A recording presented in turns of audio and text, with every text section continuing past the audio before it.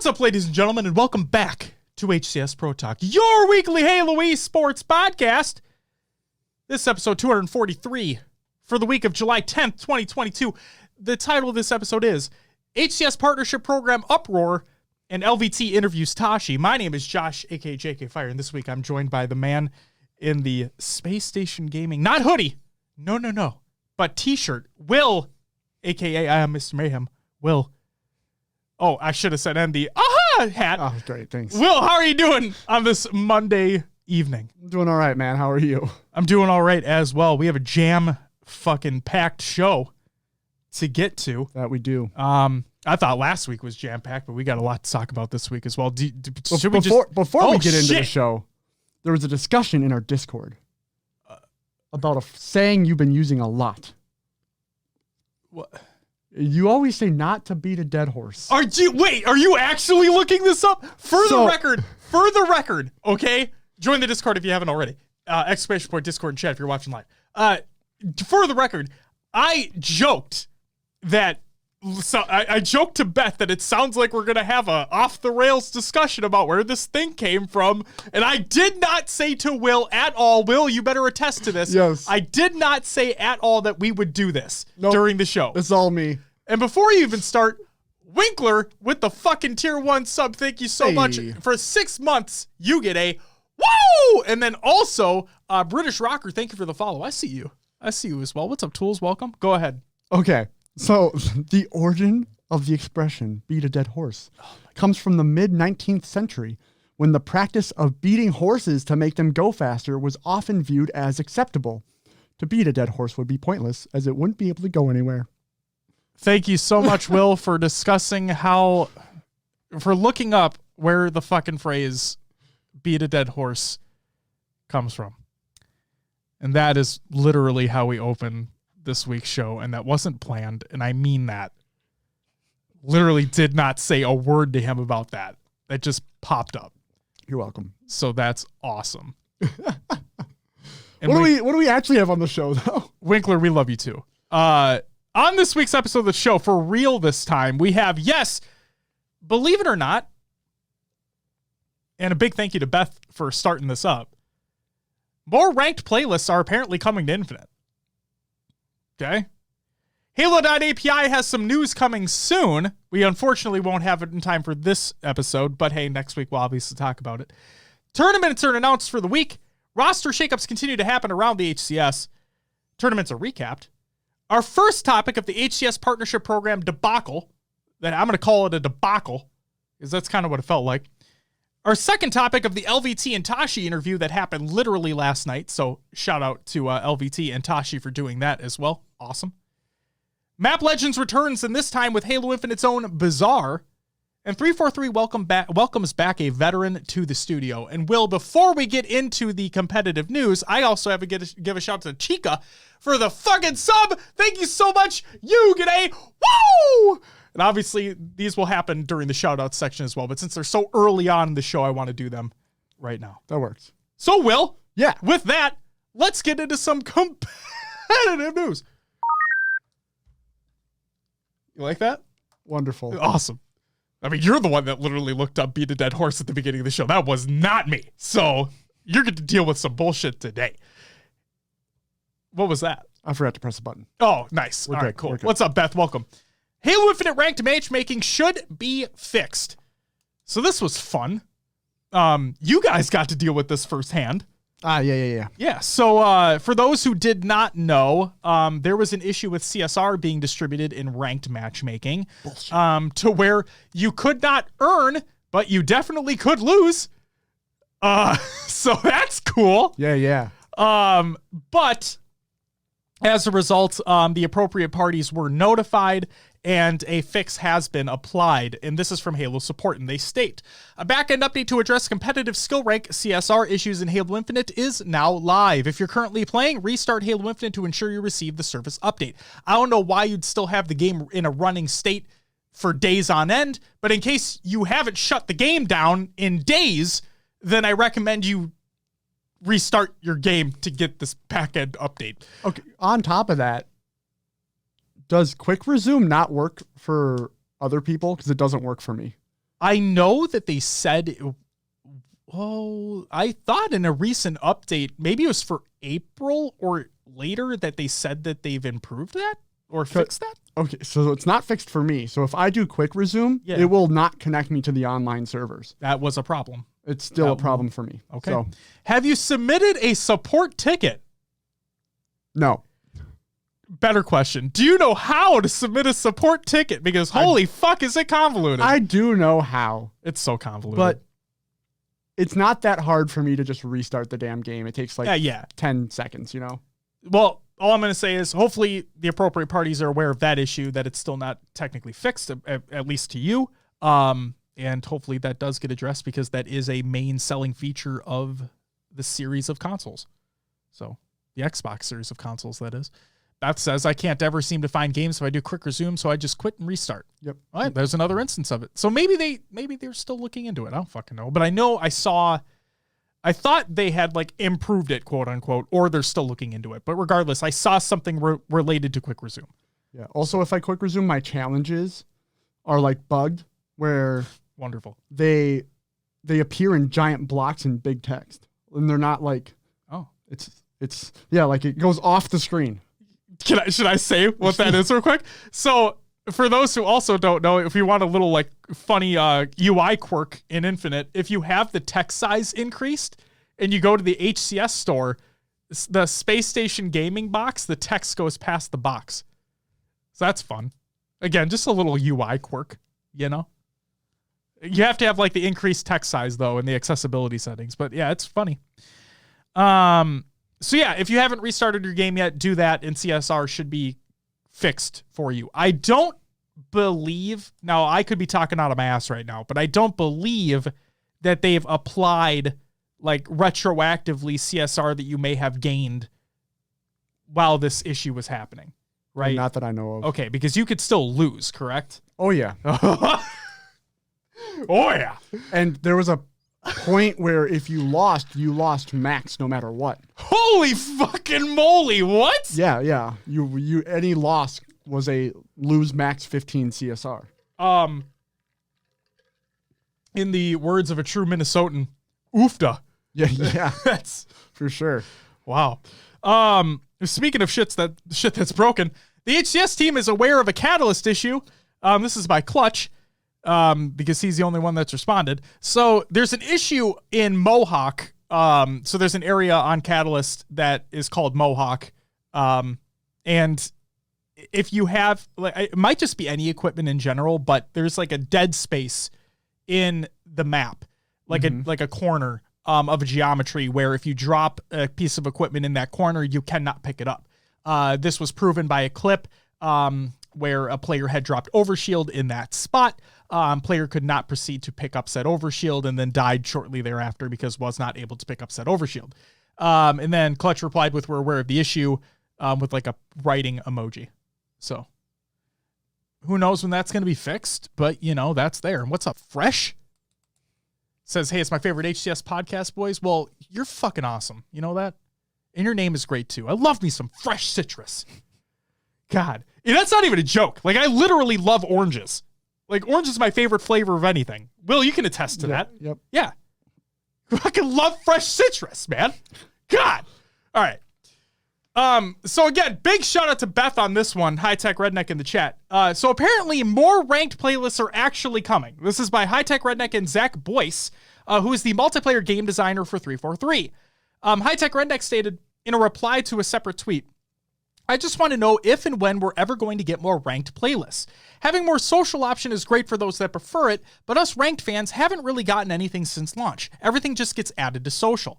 Zach Boyce stated, I talked about it in a recent-ish blog update. Ranked FFA and ranked doubles are on the way. And the other thing that I'm going to add to this is, Beth and I tried finding said article, could not find it. So, well, correction, could not find it where it was specifically stated that it would be ranked FFA and ranked doubles. We did find that FFA and doubles would be coming. It just wasn't specified rank. So this might have been the first instance of somebody at 343 confirming that it is going to be ranked. So that's cool, if true. Maddie says Josh is going to be the dad responsible bringing orange slices to the kids' soccer games. What's wrong with that? Who doesn't like an orange slice? Unless you don't like oranges, in which case, I'm sorry. That's a you problem. I like orange slices. I don't like peeling the orange. Oh, no. Peeling Such a oranges chore. sucks. Oh, absolutely. No, fuck that. But man, oranges are awesome. You know what? Mandarin oranges, awesome. Cuties, awesome. Tangerines, awesome. Just oranges. All right, next up. Halo.api continues to surprise. This is by Halo.api, and this is actually a twofer. So the first one is, as a last gift for this amazing community, we would like to share with you all the first full-featured Halo Infinite file browser. Find what you're looking for, bookmark it, and play it. Man, if only that was on Waypoint. Huh. Imagine. Wait. Oh, it used to be with Halo 5, and now it's not. Awesome. I know you have your gripes with so many gripes with Waypoint. Dude, it just got worse so fast. All right. But is another Halo.api update, again by Halo.api. Oh, let me just backtrack just for a second. Fucking shout out to them for literally releasing things when they're potentially going to shut their doors at the end of the month. Right. Like, what? Like, hey, as a farewell, here's something you could potentially use for a month. And it's awesome. And it should be, it should stay. Why? But hey. Okay. Yeah. After this next statement, go. Yes. So the last statement that was released actually today by Halo.api, they stated, Spartans, we have an update. We have spoken to Xbox Game Studios and Microsoft about the current situation. We'll share more updates Wednesday, this week on Wednesday. We're still doing our best to figure out a solution. Your help by keeping things visible is highly appreciated. So, this makes me feel like they're not shutting going their doors away at the end of the month. just yet. Yep. I hope so. Now, as we have learned from one party, that party being Tashi from the LVT interview, and we'll talk about it later on in the show during the topic, but funding just wasn't feasible. Maybe something has changed here. Maybe there's a mutual agreement that took place. Who knows? Because we did know that there were legal things that need to be taken into consideration as well. So who knows what this actually means? We don't. Obviously, Halo.api knows. Just can't wait for Wednesday. Exactly. Yeah, Wednesday. I need that announcement. Wednesday's going to be hopefully a good day. Hopefully a good day. You know, people don't like Wednesdays when it comes to work weeks. Mondays, Wednesdays, not the greatest thing in the world. But in terms of Halo shit, this could be awesome.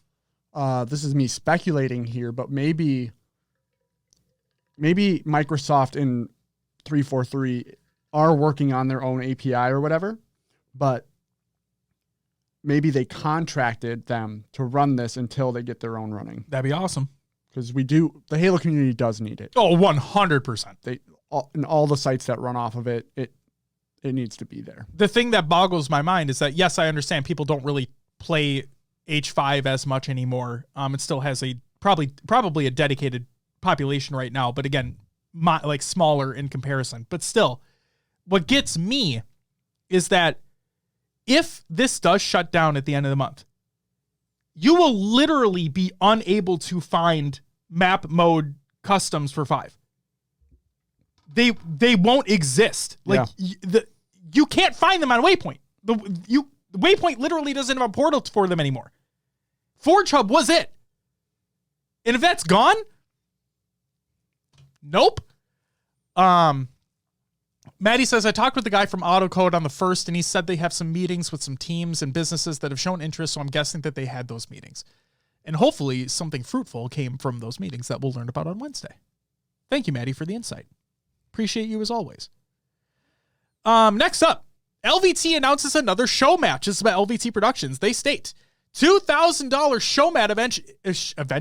show match event incoming. Louis V Titans Money Tuesday, presented by G Fuel Esports. We have teamed up with Matt Chirino to bring Last Spartan Standing and 2v2 Halo back on July 19th. So, not tomorrow, Tuesday, but the following Tuesday is when this event will be taking place. And then Garrett O'Toole's stated that the rosters, or like the players for the last Spartan standing, along with the undercard in the main event, will be announced shortly. So stay tuned for that. Wonderful. Yes. And then finally, for Silos out there, shout out Silos. As much shit as I give you, we love you. Should Halo CE stations be set up at Orlando? And I added, and Worlds? This is by Legend P. And the Legend P states, retweet, not what we're talking, like go to the tweet in the Google Doc of the show and retweet that tweet. If HCS should have us come back out to HCS Orlando to set up another retro Halo side station for the attendees to experience some 30 FPS goodness. And then I replied with, and Worlds. And the answer is yes. They should let you do that. Because that means Silos will come. The only thing holding them back, it feels like, is if they had a CE station or not. Yeah. Tashi also talked about it in that LVT. I guess Tools brought it up, but I guess the kind of culture around having these side stations is people do run money 8s or whatever on them. And it's like, I get that, but someone who just needs to play to warm up or enjoy their time, not probably going to hop in on that. And then you have gatekeeping and all that. Like, I get why it might not be a thing now. Right. So I know that it was, yo, what's up, Shot? Welcome back. It says no CE equals no Silos. Yep. That's what it feels like. At Seattle 2018, that Worlds event, in VIP, they had like a station set up so you could play against Ogre 2, I think it was. Or like if he wasn't there, you could obviously just sit down and play against each other. And I don't know if there's any wagers or anything happening there, but like it's just the cool little stuff like that and especially the reason why I said Worlds in this is because while Orlando would be cool and we know a lot of people are going to be there, if what Tashi is saying in that blog post is saying is true, where Worlds is supposed to be like the celebration of the entire franchise, then awesome that you're having free PlayStation set up for 5. I mean, not for Infinite. What the fuck am I talking about? Whoa. Like having free PlayStations up for Infinite and whatnot is great. Don't get me wrong. But like if you add some MCC stuff in there so people get that, and you have authentic CE there as well in some capacity, whether it just be 1 CRT or 2 or whatever it may be, just having something there. Because if you're meant to celebrate the entire franchise, then having something that for a multiplayer that wasn't even supposed to exist to being there, people played it competitively. That's where this thing got its start a long ass time ago. A lot of big names were made from this game. Why not have it there in any just type of capacity? Sure. And I just really think it'd be really cool to see that. And Silas would be there, which would be awesome. Tanner is cool. Tanner is cooler. My bad. Not just cool, but cooler. Ranked FFA at the booths, but not in matchmaking. BR starts at least. Hey. It was at the Dolby booth at Kansas City, right? They had the FFA.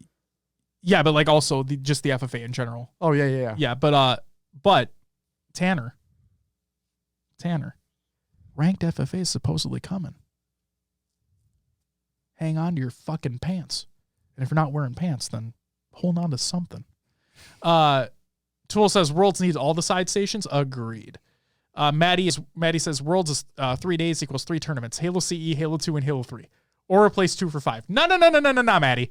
No. 3 days, Halo 4, and Halo 4. Done deal. Easy peasy. Full-blown extraction tournament. That's it. That's all you need. Tool says the Dolby booth could have been so much better. Oh, absolutely. But the fact, I mean, they're a partner now, Tools. They're a partner, you know? Well, Tools, Worlds for spectators is 3 days. Worlds for spectators is 3 days. But yes, you're right. It is a 4-day event, but 3 days for spectators. Regardless, that's it for the competitive news. Your upcoming tournaments of the week presented by noobcombo.com. Check out noobcombo.com for all your Halo esports needs, and maybe some merch if you're feeling cheeky. That's a word I haven't used in a little while. You feeling cheeky? Go buy some Noob Combo merch. And I've been seeing Maddie, I see a little bit on the Twitter, you know? I see people loving that heavy metal Noob Combo t-shirt. All right? I see that. You know what you should do, Maddie? I mean, we should do the same fucking thing, but you know what you should do, Maddie? You should get some of those printed and bring them to Orlando or Worlds or wherever you're going to be. If you're going to be there, bring them there. Those heavy metal ones are fucking sick. Should really promote merch more. No, that's what we're for. We promote your merch for you. That's kind of what we do here. Jesus Christ. All right. Your upcoming tournaments of the week. Daily tournaments, First Blood and Z League. Obviously. I mean, they're daily. They happen, maybe. So there's that. Today, July 11th, Monday, Esports Arena Series E stream, I believe, is happening right now. Don't go away. You know, fucking open up a separate tab or something. But, you know, you got Shyway, you got Why Not over there. They're awesome. Why Not's got a crazy outfit going on, too. But, you know, separate tab. We're here. On Wednesday, July 13th, we have the Knights Arena Weekly Halo Infinite 4v4 in the University Halo Chamber League week number 1.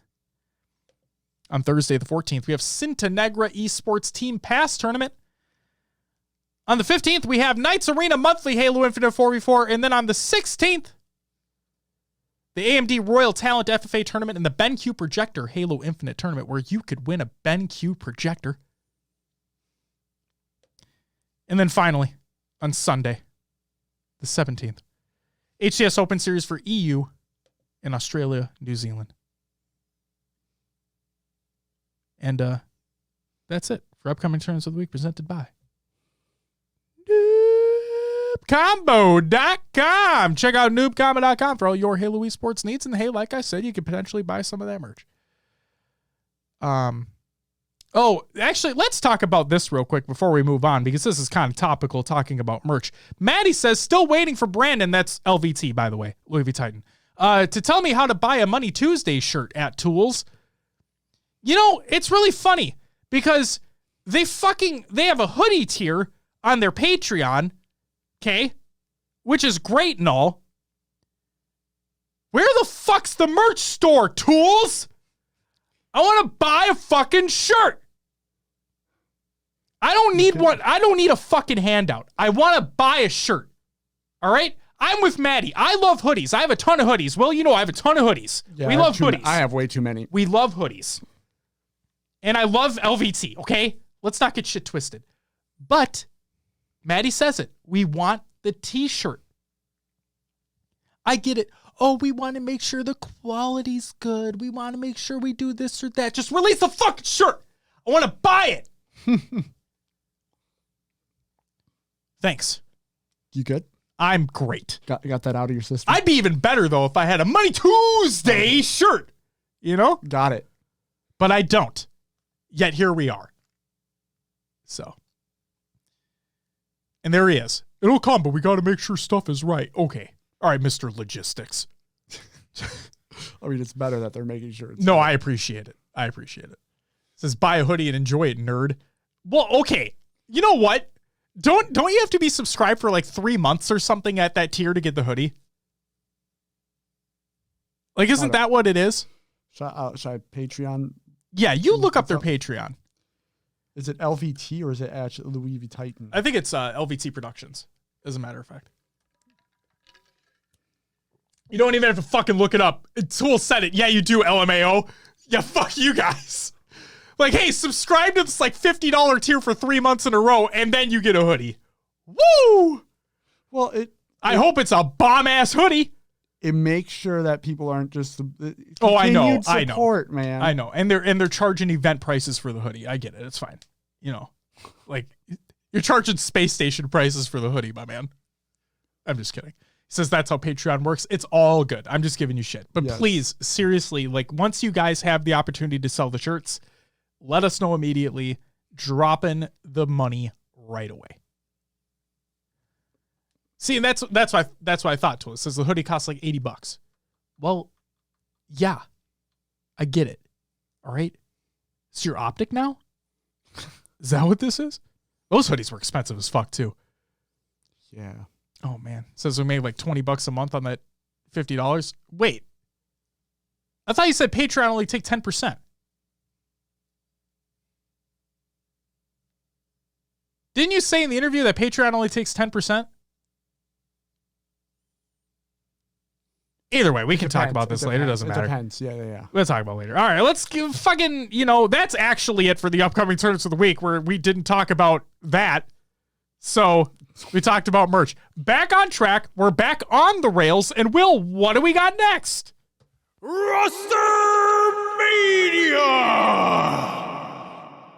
We have Rostermania. Yes, that we do. We'll run through it here once I write down the timestamp because my brain is all over the place today. That's all good. Boom, there we go. What's up, Snag? All right. We'll start with Shady eyeing the U.S. This is, I'm assuming, a tweet. Well, if you... Oh, yeah, and a now deleted tweet. Yeah. Thank you. That's why there's no link. Exactly. I typed it out. Valencia is over. I'm officially a free agent. I would like to play in NA. If you are interested, my DMs are open, not mine, Shady's. And he said, I remain open to proposals from European teams with a couple emojis there. So, and again, this tweet's been deleted. So take that for what you will. Now, normally I don't include deleted stuff in the show because maybe they just misspoke. Maybe something had come of it, whatever it may be. But I'm like, you know what? There's been speculation that he wants to come to NA for a while now. Fuck it. The internet's the internet. It exists somewhere. Sure. There you go. Enjoy it. All right. Batchford plans on competing.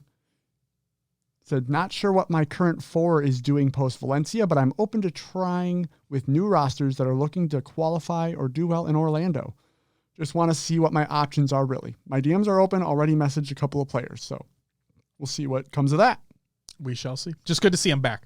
Because he had that stint where he wasn't planning on competing, then was picked up for a team for Valencia. Just happy to still see him competing. Yep. King J is no longer a restricted free agent. Free agency update. He is now completely unrestricted and free to sign anywhere he wants. He says, thank you to BBG for making this as easy as possible. And then since then, BBG just has released the entire roster, which we'll get to a little bit later. So all of them are unrestricted free agents. Yay! Fuck. And then we actually had, I believe is it like the first real trade we've seen? Oh, I have something to say about this too. So, oh boy. EU Burns from E United tweeted, we've agreed to a player trade with Pioneers, sending King Nick for Manny. Both of the players have had a huge role in their team's success. I believe both will benefit from a new environment. I want to personally thank Nick for all the hard work, dedication, and resilience he displayed while representing E United. We hope he does big things with KCP. Switching gears to Manny, I've only heard great things from his peers and others. We can't wait to implement him into our system and see him grow. Josh, would you like to comment? Oh, yeah. Okay, go. The only thing that I want to add to this is, and we'll talk about the individual later on in the show as well, because I'm all for change. I'm all for people growing up and making a change for themselves for the better. But I find it really fucking hilarious how when you don't make a fuss about something, there's more potential to be moved.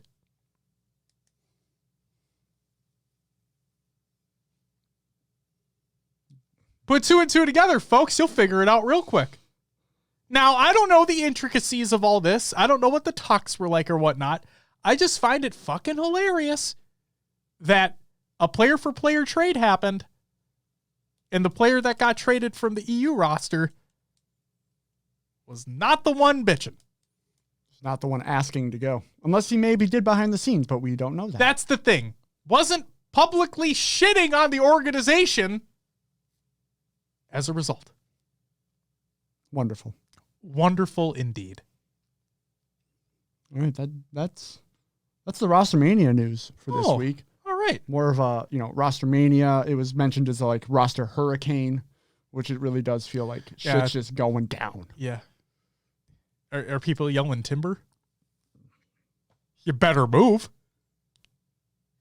You better dance. Shout out Kesha. All right, scrim recaps. Let's hop right into that, shall we? Scrimmers, well, for the time being, don't know if this is going to be changing in the future at all. Hopefully not. But for the time being, you can get all your scrim results over at HaloDataHive.com. And you can check out HaloDataHive.com for all of your Halo statistical needs. For the scrims that happened over the last week, I have a few to call out here. Just a few. So first one. Okay. Saw a lot. I say it all the time, guys. I get it. Okay. You get excited. All right. Like, you know what? Everybody, I want you to take a sit back in your chair, your couch, your car, or if you're standing, just lean against something, just get comfy for a minute. And I want you to look back. I want you to close your eyes. I want you to reminisce. Okay. I want you to think back to a moment where you just got super, super excited about something, right? Could be a brand new video game that was coming out that you just had your fucking eyes on. You were begging your parents to get it for you as a kid. Like, oh my God, I want Jekyll and Hyde so bad for the NES. I want it so bad. It's going to be so good. Mom, Dad, give it to me, please. And then you get it, right? You get Jekyll and Hyde on the NES and you pop it in your console. You don't even have to blow on the cartridge. It just works first time. It's brand new. Works first time. You boot it up and you're like, oh, I'm so excited. It's going to be so awesome. All my friends are going to be so jealous that I got this game. And then you play it. What a fucking disaster that was. Okay. Now let's come back to the present. All right. I know, crazy reminiscing about that. And for anybody that got Jekyll and Hyde back in the day, I feel sorry for you. But besides the point. So, G1 beat Optic 8-4 in a scrim. Now you may be thinking to yourself, did he really just compare G1 to Jekyll and Hyde on the NES? Kinda. Not really, but kinda. Like it was probably a poor example of what I chose to reminisce about. But I don't want people, they do this all the time. I see this all the time in Twitch chat and Reddit, on Twitter, whatever it may be. And you're like, oh, fucking they annihilated Optic. They're so much better. These guys are going to explode. Oh my God. Now that they got Boo Boo Doo Boo, the sky's the limit. Calm down. Just calm down. I think them potentially picking up Boo Boo Doo Boo because while we did see that in a recent tweet we talked about last week where like they had signed a top tier player, rumors are that's Boo Boo Doo Boo. He's still playing with them. Put two and two together. It's probably that. Can't confirm. But them potentially picking up Boo Boo Doo Boo is more than likely a net positive for them. Okay? Does that automatically make them the top 3, top 2 team? Tools, I see the Kappa, all right?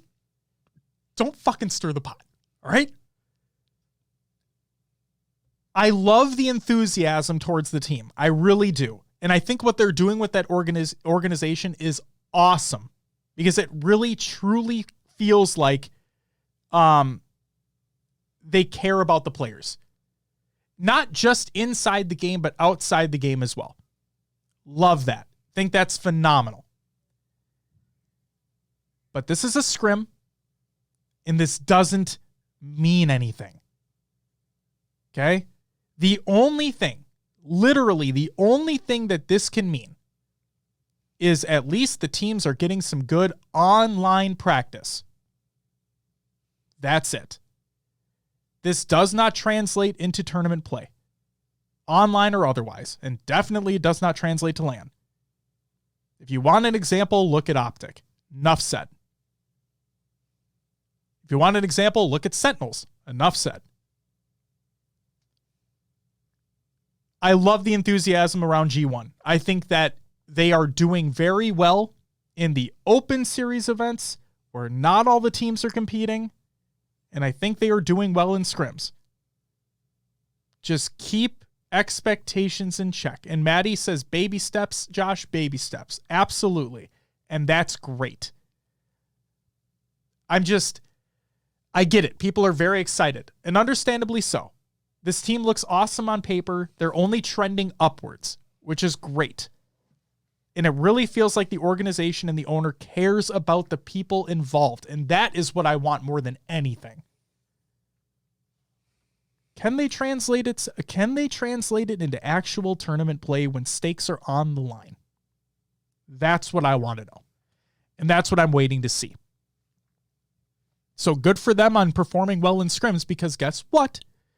On Thursday, July 7th, they also played against Cloud9 with Bound, and they won 6-4. So there's that. Again, it's just a scrim. Expectations versus reality, people. Let's keep it in check. And I say it all the time. Do I want them to succeed? Yes. Because it's only better for the scene. And considering how FaZe still doesn't have their shit in line, people are still waiting there to see what happens there.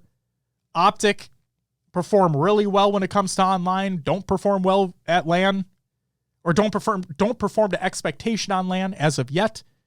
Now, granted, they just had made that move for formal, so there's that. Cloud9 took a slight step back, but they're still Cloud9.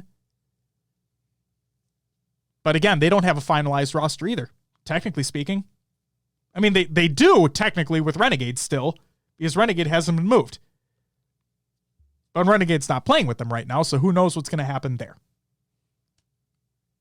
So, and E-United's still looking for a fourth, technically speaking, even though Spartan is still technically on the roster. I like that Echidna keeps joking that she's on the bench for United. Oh, yeah. Which would be funny if she did hop in for like a scrim or something. I'm just saying, in the current landscape that we're looking at right now, RG won a top team.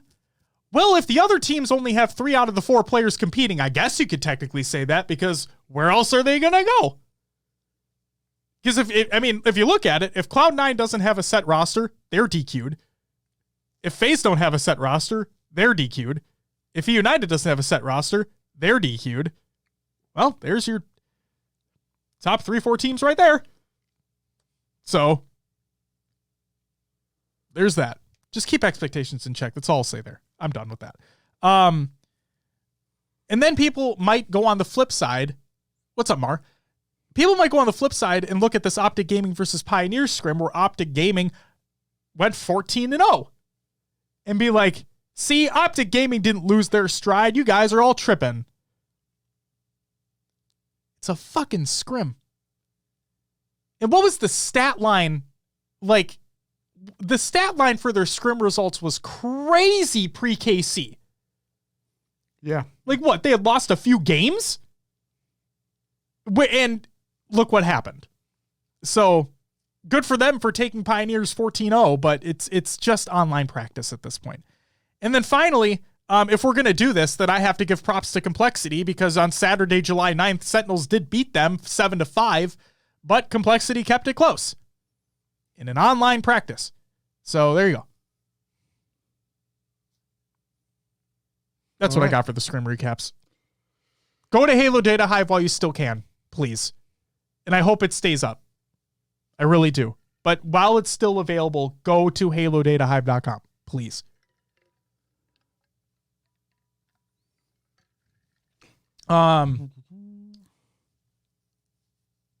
Jamie? Right. Is it James? Jamie or James? I think it's Jamie Escobar. I apologize for mispronouncing your name, but welcome, by the way. It says Renegade and Sparty played with FaZe against Complexity. That's fine, but the reason why we didn't talk about this last week is because that roster is just simply not confirmed at all. And unless Spartan gets put on loan to FaZe or gets bought out by FaZe, Spartan's not on that roster. He ain't going to be competing with them at Orlando. He's not going to be competing with them at Worlds. Yeah, those Same- moves have to happen between the teams. Same thing with Renegade. Same exact thing with He's Renegade. been bouncing around. Exactly. It's like there's literally nothing is set in stone. So I could sit here and speculate all day that, oh, that roster sounds amazing because on paper, sure. But the fact of the matter is it's still an online practice and that's all it is. I wish the players the best. And if that roster does come to be, look out. Yeah, it could be dangerous. Oh, yeah. But it's not confirmed. So what? I'm not going to sit here and speculate on it. Good for them for playing in an online practice, though. All right. What do we got for the tournament league recaps for the last week, Will? We'll start, as always, like we have been with the Halo Rec League, the FFA series. Final week! Yes, here are your leaders after the final week. In 10th is Deedle. 9th, Big Dog. 8th, Vicious Vance. 7th is Crazed Rock. 6th, Finisher 13. 5th is Bane. 4th is Generic. 2nd is Steph Slaps. And tied with 2nd is actually Golden Guy. And in 1st is Hades P1. So Very nice. I'm guessing there's going to be some sort of championship series. I think there's a playoffs. Yeah, we've seen from them that first place doesn't always take it home. Sometimes it's that someone in that 5th, 6th range that's kind of been hanging out that all of a sudden just emerges and dominates the playoffs or whatever series they do for the final. So The one thing I want to add, just real quick, is Hades had been performing basically top of the pack weeks 4, 5, and 6, but then was literally middle of the pack in week 7. So, and the player who did take top points in week 7, the final week, was Crazed Rock, who took 7th overall. So that's a new name that popped up. it just depends on the day and who you're playing against. I mean, anybody can have a good or bad day. So we'll have to wait and see. For the Halo Rec League, the semis are on I think it says 19th. Yes. They will not be streamed, and finals are on the 26th. Will be streamed. Hell yeah. Watch some Halo Rec League action. All right. Speaking of FFA, we also had the EU HCS FFA series. In 4th place was Warrior O'Neill, someone who's been at the top quite a lot. Glory GG's in 3rd. Mighty's in 2nd and playing very well, and Legend as well in 1st place. So awesome. Look out for them. Look out. We did have a KCP Pioneers community night. They put on a 2v2. In 3rd, 4th, we had Drift in Hermgel, however you say that still. And then Johan MC and Guardian was also in 3rd, 4th. Taking 2nd was SLG and Legend. And 1st was Hativ and Renegade. So Renegade's still playing at a top level at 2v2. He is pretty much just a 2v2 god at this point. And there was something else as well. I apologize for derailing for a second. Here it is. Renegade has chosen to give his Scuff controller, because that's what the winners received, to grand finalist Legend. Oh, nice. So yeah, shout out Renegade. That's fucking nice. What a nice guy. All right. We did have a HCS regional qualifier for Mexico, and we have some teams that have qualified for pool play. I just included the top 2 because the top 2 qualify for pool play. For Orlando. For the Mexican for the regional. Gotcha. Yes. For the regional, it's coming up. Yes. That makes sense why it's a regional qualifier. Yes. I should walk out of this room right now. No, you're fine. You're fine. It was a long night last night. CN, which is Lure, Dolan, Hermgel, and Sepsters, and then CN Nubis. Yeah, they're both Centenegra teams. Yep. Which is Gora Loco, Dr. Sobrio, Chino, and Heavenly. Nice. Congratulations to them. Looking forward to that regional. Like I speculated, I don't see anybody except Pittsburgh taking it, but yeah, I'd love to be surprised. It would be awesome. But they are Pittsburgh. Oh. Maddie says Cincinnati are going to be plastered everywhere at the regional. Yeah, they have it just feels like they have 4 teams there. It's ridiculous. It is ridiculous. But yeah. Moving on to the HCS Open Series, we'll start with Australia, New Zealand. In fourth place was Dire Wolves. Vamped, Jordan, Zirkle, and Bald. Third was Digital Nation, Bandit, Takorai, Rice, and Noobles. Second went to Nuke and Pave. That included Ninjestics, Junior, Dino, and Benji. And then first went to Divine Mind, Sways, Piperin, Plasma, and Rated. Divine Mind at the top again. They are at the top again. Moving on to the Open Series for EU. In fourth place was J-Lings, Morga, Quad, Septic, and Cristola. Third went to Quadrant, SLG, Nurix, Chick, and Shad. Second went to Navi, Jimbo, Mighties, so Snaky and Kimbo. And Ascend taking first, Legend, Sika, Respectful, and Snipe Drone. Would have saw that happening.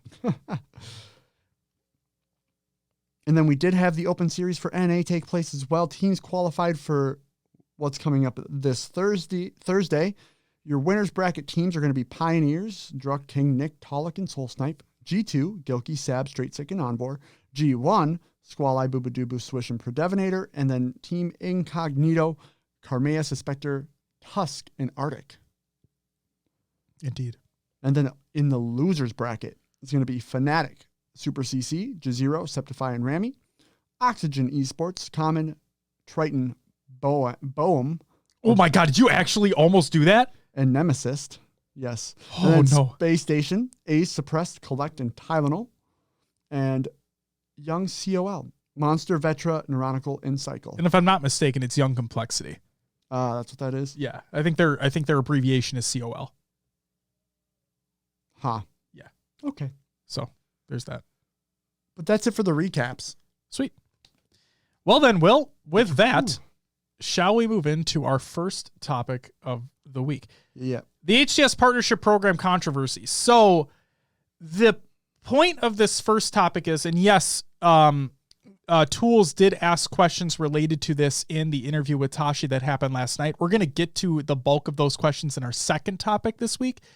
But regarding the Pioneers specifically as to why they were not included in the partnership program or not accepted into the program for year two, there was a question that I just included separately in this topic from that interview. But before we get into that, here are some of the teams, not all of them, definitely not all of them based off what the interview was about, that did not get accepted, and here were their responses. Pioneers, this was the big controversial one, the one that kind of blew everything up in comparison, stated the following: "We've been denied partnership for the HCS. Sorry to all the fans and supporters that stand behind our backs." And then obviously other like actual members of the organizations had tweeted out separate statements. I'm not going to read all those. The fact of the matter is KCP were denied partnership. G1 were also another organization. This is a tweet from them. Quick update. G1 did not make it into the HCS. We were a long shot being so new to Halo as an org, but it still stings a little. We'll take the pain and use it to push even harder. Worlds has always been the number one goal, and that does not change with today's decision. Now that is a good viewpoint to have. As we'll see later on in the orgs that did not get accepted, one of them did not have a very good output on this or outlook on this. Next up was Status Quo. We've just been notified that we've been denied for HCS partnership in year 2. We want to thank you all for the support and look forward to continued support as we try again in year 3, where we'll be even bigger and better. Again, a great outlook on this scenario. Next, we have the Chiefs. Not that we were on the same level as the Pioneers, but by way of update, the Chiefs were also unsuccessful in entering the partnership program to represent APAC. Strong 7 months winning every event nationally. Hopefully the Pioneers' decision is reconsidered as well. No. Vexed Gaming. Earlier this week, Vexed had our application for the HCS Partner Program denied. Am I going to sit here and complain about it? No. Am I disappointed? Of course. We've been supporting Halo in Europe since Halo 5 and invested a small fortune over the years with 2 HWC appearances as we battled for the number 1 spot in EU versus the now Navi roster. There's no denying the struggle we are seeing in the Halo currently: a poorly executed launch plan, a scarce roadmap with few events, little communication, and limited reach. Really doesn't sound like you're complaining about it. Right now, the game needs eyes, more influential icons and players for us all to succeed, and the partnership program is designed to do that. I believe there will be space for teams that support should the program continue. However, currently it is difficult to justify the levels of investment needed to compete towards the top. We will continue to do so in our region at Vex for as long as we can out of the pure passion and love for the title and the scene. But I do have my concerns. To quote Hex, we, the orgs, can't be the ones to carry it, and I hope to see a change from 343 in 2023. There's a lot to unpack there. We'll get to it in a minute. And then the BBG. All right. BBG. Oh, did Ascend say something? Is that what you're looking up? I'm just looking up things for my own research. Okay, here. Sounds good. So, BBG. We love the game of Halo. We've been playing it for over 20 years. And the love of this game is why BBG was founded. We've worked to roster the most interesting and competitive team possible and are immensely proud of the success we've seen. This week, we learned that we were narrowly beat out of the final round of consideration for HCS Partnership. This comes as a major disappointment. We appreciate the process and don't envy the decisions the HCS had to make.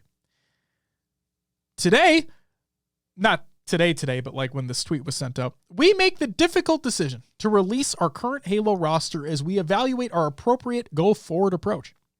We owe an immense debt of gratitude to Nemesis, King J, Mines, Bohm, Nebula, and of course, Coach Cobb for grinding every day to perform and represent BBG at the highest level. Nothing will ever shake our love for this game, and we are committed to remaining in the scene. We look forward to growing the community through casual tournaments and incredible content. Will, before we get into the responses, did you want to talk about BBG? What we talked about before recording the show? I'll leave it to you. Man, I'll just say that the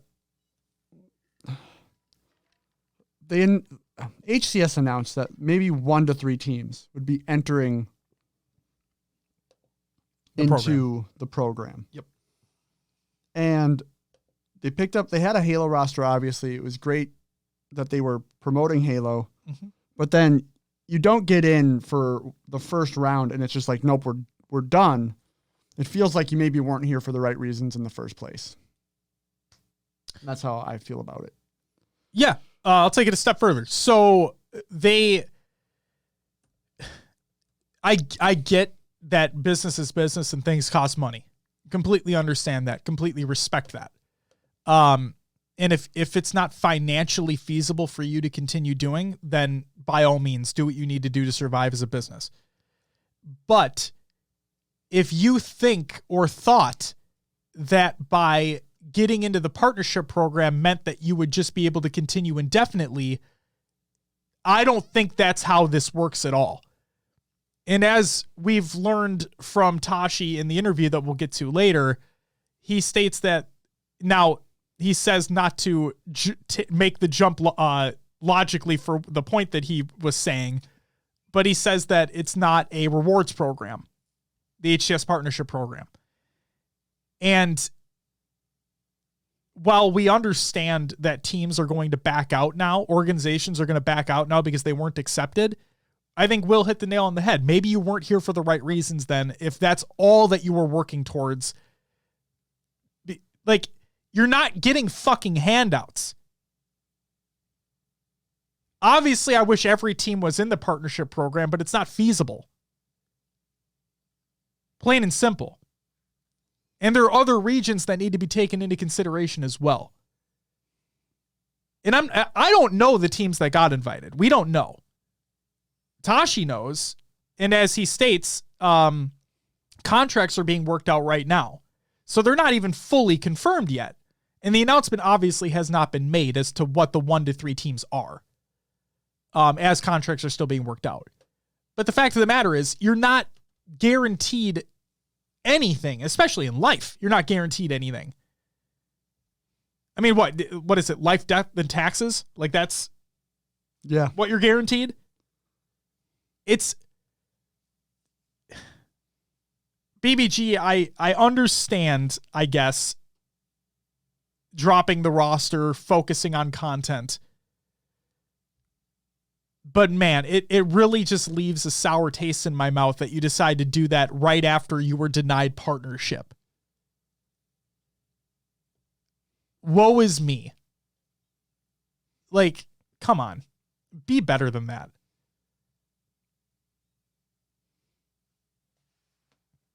What is it? Build better gamers? Built by gamers. Built by gamers? I think so. Well, sure as hell don't act like it. So, and then the Vex gaming part where not going to sit here and complain about it, yet you did, because you complained that the scene is not in a good state to you, and you got denied partnership, and now you're complaining about it. That's why I want to give a special shout out to G1, to Status Quo, to the Chiefs. Kind of the Chiefs, but more G1 and Status Quo, where they realized the situation, they were denied it, and they're going to work harder and come back stronger and try to get in a different time. Because if anything, that just makes me want G1 and Status Quo to perform even better at tournaments. Prove the people wrong. You know? Yeah. But good on them for actually providing appropriate responses. Because it's not a rewards program. And I am going to take that. Anti-Fear, thank you for the follow. Greatly appreciated. Welcome. We always talk about how we praise Mickwin on this show for good reason, I think. Yeah. And Mickwin provided a response as well. This was before the Tashi interview, but I wanted to read through his responses. I'm going to rant a bit here about the partnership and orgs not being partnered fiesta that seems to be going on right now.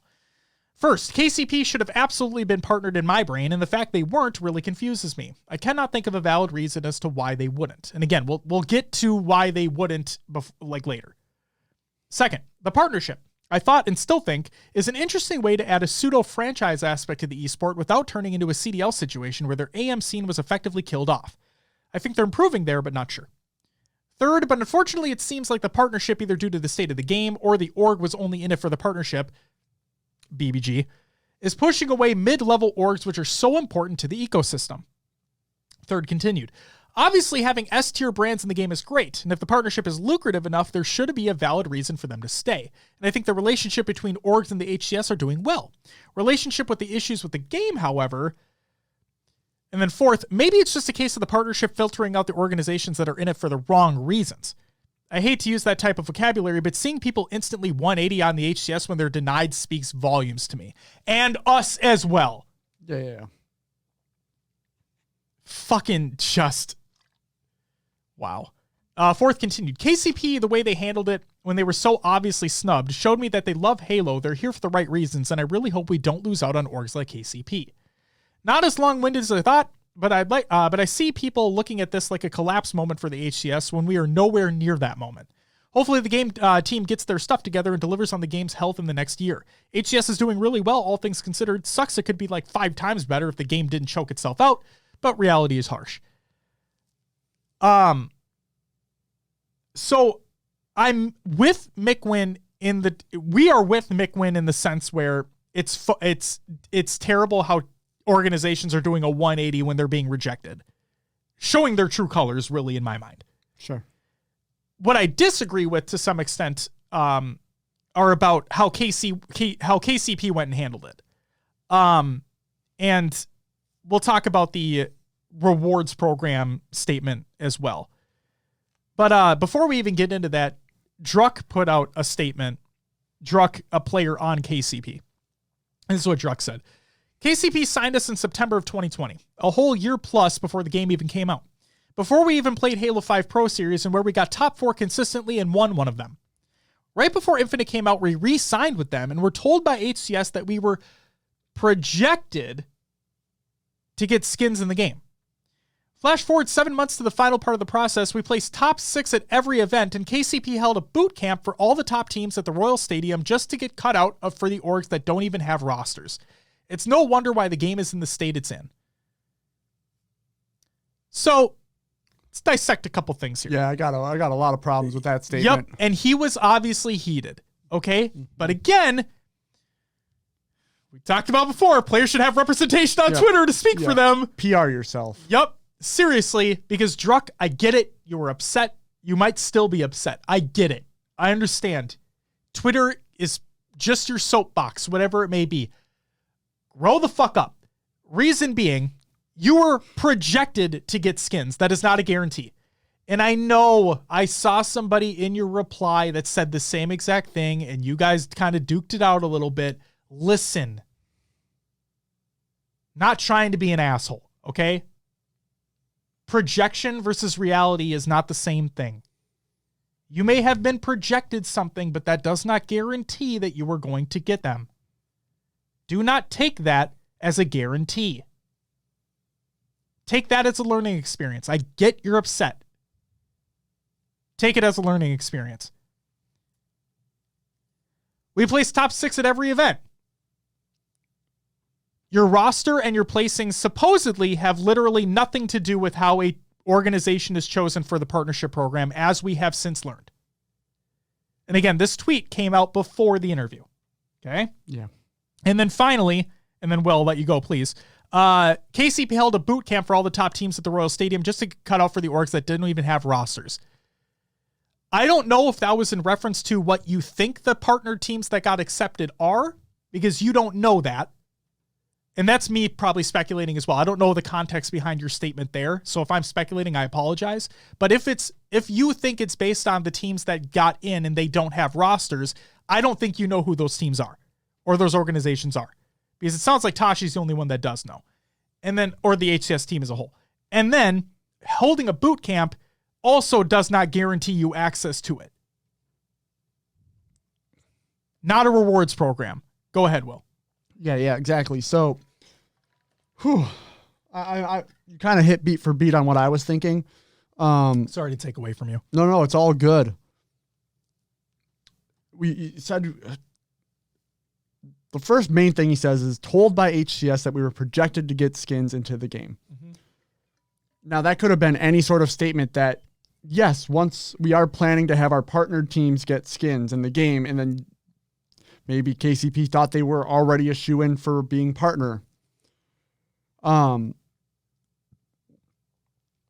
It's, that statement could have been something totally different that got misconstrued into you thinking that you were guaranteed skins at some point. Like you said, top 6 at every event. It's based on the organization itself, not just the players and placings. The boot camp, not a rewards program. You don't have to do, it's not complete XYZ and you're in. It's a partnership, right? There's going to be give and take from HCS. So when you look at it, I'm just going to go straight out and for KCP here. Mm-hmm. And if I'm being too harsh, then whatever, but let it fly. Let's look at Twitter. Just outreach of an org. Are you talking about followers? Followers. Oh, that's the research you were doing, because I did the same research earlier. So the minimum, the two teams that have the least amount of followers are Space Station and Fnatic, I believe. Is Fnatic? Did I do that wrong? I know Space Station. Ascend, maybe? Well, Ascend's not in the partnership program. Correct. Yeah, you're right. Oh, no, it's actually the two teams with the smallest amount of followers are United in Space Station with 200,000 followers. I was going to say, Fnatic have 1.6 million. Yes, I flipped. Now, followers aren't everything. No, they're not. But when you look at cross-promotion between your Halo team and other teams you have, reaching more people to bring them to the HCS, when you're tweeting about boot camps, events, things like that, the sponsors you bring in, the quality of those sponsors, the amount of sponsors that now have eyes on the Halo scene, your standing as an org means a lot when it's a partnership. It's not HCS opening the treasure chest and saying, dig in. So speaking of Fnatic, go ahead. No, go ahead. The issue I have with KCP too is that they're so pointed to Kansas City. Is that brand going to expand much out of that city? Yes, we've seen it happen in Halo. They do have other, I saw they have a Rocket League team. Still says on their website they have a Gears team. That probably needs to change. #MyCity. But when you're looking at that expandability, we saw success in Call of Duty and other leagues because those brands existed before the regional thing happened. And why I like regional thing, it's hard to be the only regional team vying for that kind of position. Mm-hmm. We also have Pittsburgh Knights, but they've LATAM, right? So yes. Or Mexico, I should say. So it's hard to look at your overall brand's reach, because I think KCP has like 75, 78K followers. So I think they need to grow as an org a little bit more. At their current point, I don't think they have the outreach that the HCS is looking for to help bring more eyes into Halo. And that's why I think they got denied. Now, I have no insight to what HCS does, what they're thinking, what actually happened. That's just my point of view, my opinion, that KCP needs to grow. And the backlash that they've given HCS probably has hurt their chances in the long run of taking a second look, because I mean, HCS should not hold grudges, but if you're working with an organization, but you're also working with people, and when you shit on what they're doing, why would they want to work with you? Absolutely. So that's where I'm at with it. I think it hit the nail on the fucking head. Speaking of Fnatic real quick, Beth said, I assume he was throwing shade at Fnatic since they were a partnered team but didn't have a roster until after the first event. But that was just an assumption. But even then, if that was the case, Beth, because I can agree with you 100%, because that totally makes sense if that was the case. Even then, Fnatic has a much larger reach as an organization. They've been around for far longer. They have teams in multiple different esports. They have a gigantic following around the world. It would only make sense to have them as a premier organization within the partnership program, especially at launch. That was a huge get for them. Did I find it fucking weird that they didn't have a roster? Yeah. Talked about it multiple times, actually. And I even gave their owner or their coach or whatever backlash when they said that, oh yeah, we feel like we can make a team out of all top tier free agents. And I'm like fucking hell you can. And what did they do? They didn't do that. They did not do that. They picked up an existing roster. So, well, maybe when these contracts are up and Fnatic has the resources to pick up a bigger team, maybe they will be a bigger force in Halo. Absolutely. Or just around the world. Who knows? Yeah. Rebrand to the Pioneers. There you go. I mean, people call them the Pioneers all the time. But regardless, also that you don't have to. That's like half a joke, half not. All right, here's what Tashi said via the LVT interview. The question was, why did the Pioneers get rejected for year 2 HCS partnership? And this is mainly anything that I say from Tashi's perspective is all paraphrased. Okay. If you want to go back and listen to the entire interview, which I highly recommend you do so, yes. It's included twice within the show notes. Once where we're talking about it right now, and then once right after when we get into the second topic of the show. So, paraphrasing what Tashi said, he said the following. A slow and steady approach needs to be taken with the amount of teams being added into the partnership program, even though no quota was made as to the amount of teams needed to be added. Okay? With only a few slots available and a few dozen teams applying for the spots, this means that a vast majority were not going to be accepted, and this has nothing to do with roster placings, players, or other things done within the community. Okay? Tashi did not directly state that the boot camp... Now, he said that things can help, but they're not directly influenced by. He did not name the Pioneers boot camp by name. Okay? But when I hear that, that is what I hear. It's really cool that KC did that, but it does not directly influence that you were accepted. And I hate people being like, well, they did rewards program. And again, Tashi said in the interview, don't take it too far. Logically, okay? But I'm just going to fucking say it because I don't care. Tashi said it's not a rewards program. Okay. And he's not directly talking about this instance, but he says, you don't do ABC to get XYZ. That was the quote that he used. Okay. So while he didn't say it, I'm going to. This is me talking, not Tashi. Just because you throw a boot camp and teams are invited and you get tweeted out by the Royals and you get tweeted out by the Chiefs does not mean that you are a global tier organization. And the other thing that I just want to hit on real quick too, and I have nothing against the Pioneers. Like, this is the thing that right. I don't want people to like listen to me and think like, oh, he just fucking has it out for KCP. Like, he doesn't like them at all. No, that's not the case in the slightest. I think they're great, and I think their fans are awesome. And clearly it's another organization that feels like they care for the players, which I am all for. But here's the thing that irks me even further. HCS Kansas City. Okay. I even said it when we were there, right? That sure, it's a home event, but it's not a home event. You know? Yeah. This wasn't brought to you by the Kansas City Pioneers. You just happen to have a team that is playing within the tournament that is based in Kansas City. And as we come to learn, the Kansas City Major was never actually meant to be.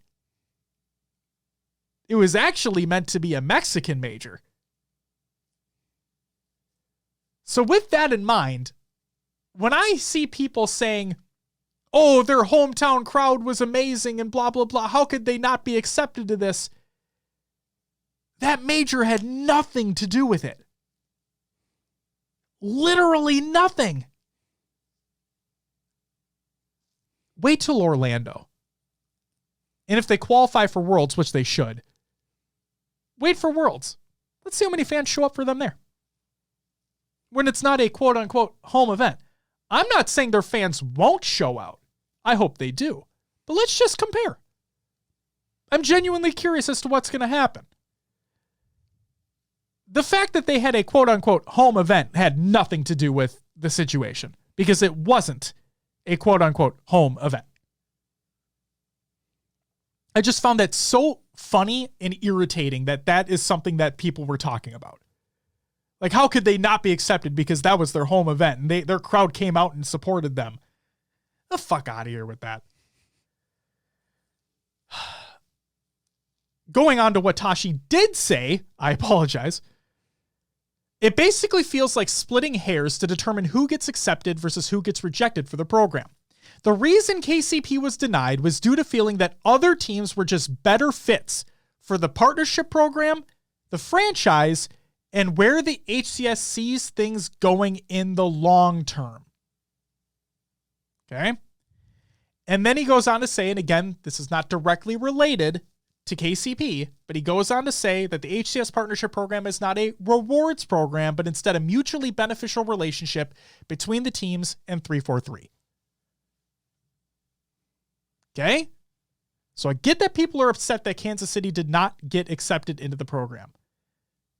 Frankly, the HCS obviously has something else in mind in terms of the teams that did get accepted into the program and still are going through contract negotiations.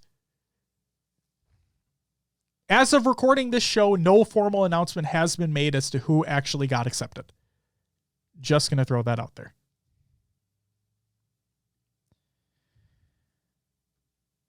Anything you want to add for the partnership program, Will? No. Okay. I know it was a lot. And a lot of jumping back and forth, too. I have something I do want to say, but it's more pointed towards the whole interview that was done. Okay. So I'll get my thoughts and comments in there. Okay. Okay. Do you have those thoughts like saved? Yeah. Okay. I'm just making, I don't want you to lose them because I want you to be able to say them. I mean, I might because my mind, but you know. Sounds good. All right. Great.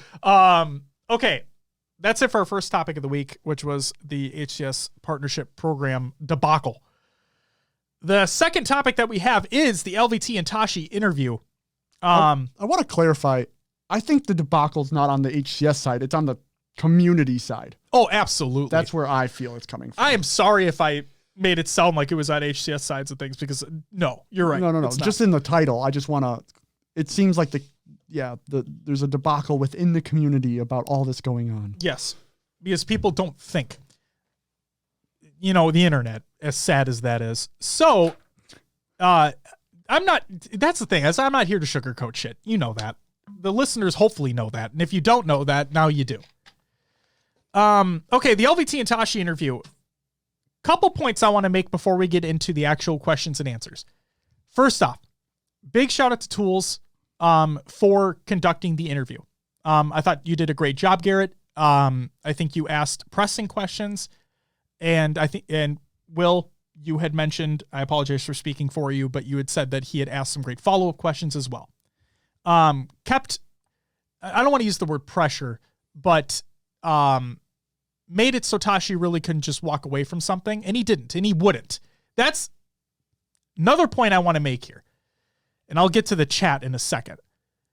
But Tashi is not one to shy away from answering something when directly asked about it. That is something we learned when we interviewed him. That is something that we have seen online. Now, granted, he may not respond to everything, but when he does respond, he's not trying to shy away from things. That's not what he does. It's not his nature. Okay? At least from our perspective and us talking directly to him. I want to talk about the chat real quick during the interview stream. Yeah. Okay, we're gonna. Okay. I said I was gonna open with this. Yeah. Yeah. Yeah. Oh yeah. And like I said, I'm not here to sugarcoat shit. To the LVT crew, love what you guys do, and love that you guys provide the open series coverage, the Money Tuesdays, the show matches, all this shit. Love that this interview took place. But for the love of God, moderate your fucking chat. Please. I do not care at all. Oh, they're just trolling. They're just trolling. Oh, it's just what the community is. That's just how they act. You need to moderate your fucking chat. If I'm a new person coming into the scene for the first time, may not happen very often, but if I'm a new person that's coming into the scene for the first time and I'm watching that, or I'm watching the VOD, whatever it may be, and I'm seeing the chat come in, and it's all just toxic as fuck. You think I want to stay? You think I want to be involved in the community? Or maybe there's an instance where, hey, everybody else is shitting on him. I'm going to shit on him too. What good does that do for anybody? There's a difference between suppressing people's voices, which is not the intent, versus having a reasonable, responsible, respectable discussion. Your chat was not that in the slightest. Will, you said you literally had to navigate away from the chat because it got so bad. Yeah, it was just fueling my hate fire for the Halo community and what transpired there. So the other thing I want to add is Tools, while you did a great interview, don't get me wrong, the comment that you made about you thinking that the people in chat were going to start typing Elshi, that wasn't professional in the slightest and should have been left out completely. When I see people in the chat complaining, bitching, and moaning, Tashi's not looking at the camera. Oh, this was pre-recorded. Oh, you're giving him softball shit, which you weren't. Oh, he doesn't really care. Oh, he's not answering any questions. This is fucking worthless. Blah, blah, blah, blah, blah. The thing that Tashi's taking his time out of his day. And Tool says LMAO wasn't supposed to be professional. Dude, what? What are you talking about? Maybe to you it wasn't. Don't do that. Don't do that. He's taking 2 hours or more even of his time out of his day after you guys reached out to him to have this discussion about things that we're pressing within this community. That should be professional. You were talking to somebody who works for a professional company. You guys are a professional production company. This should be fucking professional. Yeah, I'm upset about this. The thing that I hate to see consistently is the consistent hate that's being sent all across the board and nothing being done about it. You did a great interview. Nothing about that. I think the Elshi comment was not needed in the slightest because that just eggs on the chat further, and that did egg them on further because then they did start typing that out.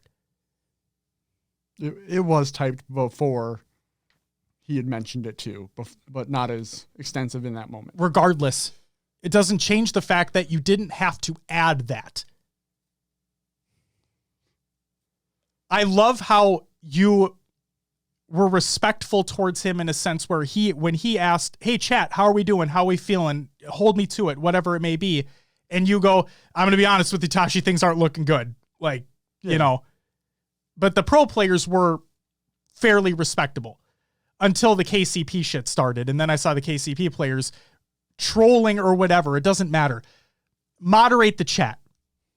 If you're going to do this and you're going to do this consistently, moderate the chat. I don't care if this wasn't supposed to be professional.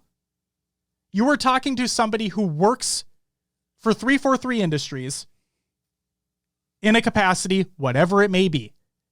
And it just happens to be the lead of the department for the scene that we are in. You work, or you are with a professional production company in LVT. I don't care if you said this wasn't supposed to be professional. This is, you are taking time out of a professional individual within the industry to talk about shit that has been irking the community for quite some time. This is professional. Hold your chat accountable, please. I get it's Twitch chat. I understand it. But if you're not doing anything to make things better, then you're part of the problem.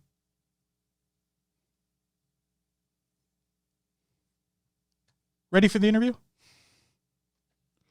Sure. I'm fucking heated. It really pissed me off. Well, that's the thing, is seeing all the comments, the thing that really the thing that got to me about the chat was I saw so many people dogging on Tashi and being like, shouting about KCP should have been let in and I could do, get this guy out of here. He needs to be fired. I bet anybody who tried to step into Tashi's shoes would then just run HCS into the fucking ground. You have no idea what the guy's doing. The fact that he can't, you're bitching about him not being able to change things that the development team is working on. Yes, he can put his input in, but he doesn't have the authority to just make that change. I think people don't understand what's really going on. It's frustrating. Exactly. Tool says, I disagree with plenty, but our chat was heavily moderated. Not once during the entire interview did I see one time in chat posted by a moderator for people to chill. Not once. That's one step. That's a singular step that could have been made. I didn't see that once. I respect your opinion, Garrett. I really do. I truly, truly do. I respect you as an individual as well. I respect everybody at LVT. But what I witnessed while the interview was taking place completely contradicts what you just said with your chat being heavily moderated. I saw moderators in the chat. I didn't see them doing any moderating.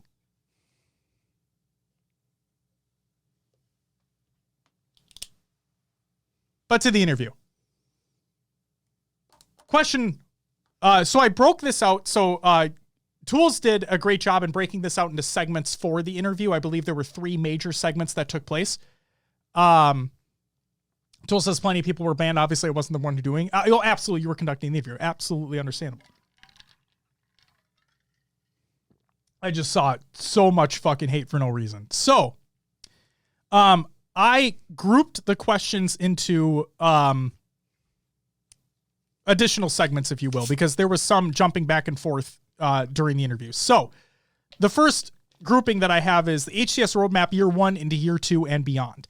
The question was, why the long break between Kansas City and Orlando for LAN events? And again, everything that I talk about with Tashi here is paraphrased. You should please go check out the entire interview. The full VOD has been posted over at the LVT YouTube channel and is included in the Google Doc of the show notes of the show. Exclamation point show notes in chat if you're watching live, or it's in the description of the YouTube video and or audio version of the show. The roadmap started with the kickoff and World Championship dates, along with predetermined partnered events, DreamHack, as those dates were already locked in. Due to the development and release schedule of the game, this made it so the year 1 roadmap became what it was, with a larger break between KC and Orlando. For year 2 and beyond, the roadmap will be condensed, from 11 months to around 8 to 9 months, and also planning will start with the majors and worlds locked in before planning other events. The reason for the elongated inaugural season was due to wanting to have an event right around the launch of the game, along with having worlds near the anniversary of the franchise every year. Partner team events are also being worked on for year 2. Okay, so that makes sense. Next question. What is preventing additional LANs and invitational events from happening within the roadmap when not initially planned? Is this something that is being looked into for year 2? Tashi said, Supers are online regionals, and while one of the NA regionals was DreamHack Anaheim, another NA regional was planned, working alongside DreamHack again, but unfortunately the dates did not work out. The plan for the future is to have Supers flip into regionals, along with having 2 regionals per region. Again, this is the plan and is not yet set in stone. Additional events had been previously planned to take place during the extended break time within the year 1 roadmap, but unfortunately plans fell through, which happens in the industry. The second North American regional was actually going to be DreamHack Montreal, which was in Canada. So we would have had a Canadian event, which would have been cool. Would have been sick. Yep. And the HCS Kansas City Major was originally planned to be the HCS Mexico Major, but was canceled due to COVID. The next question that Garrett asks, what does it mean when timing falls through when it comes to events? Tashi says, the HCS does not want events to be too close to the majors in terms of dates. Therefore, if an event comes along that would be great to include within the roadmap, but the dates of the event line up too close to a major, then the event would more than likely not happen. Having events too close to majors would, quote, damage the entire roadmap, end quote. For open events specifically, majors, generally the time frame looked for in between events is 2 to 3 months, which allows players time to save money for the next event to travel to and compete if they'd like. The reason for the lack of additional events is due to the inherent risk of being very high and the costs associated with running events being very high as well. The next question. For year 2 and beyond, along with the condensing of the roadmap, how will the break period be timed between year 2 and year 3 and beyond? So Tashi goes, there needs to be an off season between the roadmaps. The HCS team needs to be able to take the time and plan things out bigger and better for the future. Pro players will know and understand that they can take a vacation during the extended break, but there also needs to be more activity during the break. But instead of majors, just something for players to compete in. And that's all he kind of elaborated on there. As far as the break period and having like events in that break period of the off season, it would be cool to see some like fun invitationals, like where we had the 6 teams that were invited. I think it was Halo 5. Was that towards the end of Halo 5? Potentially. They did didn't they do like at the, or was that I'm losing my dates. But yeah, just something like an invitational for teams, or have events where like no roster lock, or you can compete with whoever depending on how those contracts work out. But like just bring random teams or whatever, or maybe like a draft turn, whatever, just something. The pros still have to be competing and shining a light onto HCS, in my opinion. Absolutely. And that actually goes into the next question that Garrett asks. Regarding the FaZe Invitational, how did this event come to be, and will more events like this be happening? Tashi says, FaZe came to the HCS with the idea. The HCS team agreed, found a good spot in the roadmap for it, and provided additional funding and resources. For the remainder of the roadmap, at least one additional event like this is being planned. Okay? Tool says he loves draft tournaments. Fuck yeah. So Tashi said for the remainder of this current roadmap, year 1, at least one additional event like this is being planned. Okay? More are being planned for year 2 and beyond, and while they may not be the same scale as the Phase Invitational, partnered organizations are excited for the potential of Forge. HCS and Forge are going to have an expanded relationship once released, more than just maps being remade and weapons being changed. Okay? So I don't know what that's going to entail, but that's pretty exciting. Tools asked the next question, is there a plan to revamp side events in year 2? Specifically like side events that are taking place at majors and whatnot. Nothing planned as of right now except the standing up of FFA more. HCS wants to continue working with the development teams on getting Observer in a better state, and there's a potential for partnered organization booths at events to have additional side events happening. Okay, so that could be cool. And then the final question that I grouped into this group here, what is the plan for the LATAM region among other regions? So the plan, Tashi says, the plan is to never shrink the scene, but instead the expansion of the scene needs to be long-term sustainable and make sense. An international major is being looked into for year 2 of the HCS, but there are no additional details to share at this time. The ambition and goal is to have international majors each year. That's awesome. Definitely gives, not just like gives eyes further on the scene, but it gives players an opportunity to travel more and just become more cultured around the world too, which is just fucking cool. The next group of questions that I put together is the HCS as a department, if you will. So, first question that Garrett asks in regards to this is, what happened with the HCS Grassroots program? Grassroots, while still a priority for the team, had to take an initial back seat to the relaunching of the HCS. Ambitions are higher for Grassroots, and applications are still planned to reopen later this year. Instead of having applications open year-round, the plan is to have applications open in waves, as is the current process. Okay. Next question, where is the microtransaction money going within the HCS?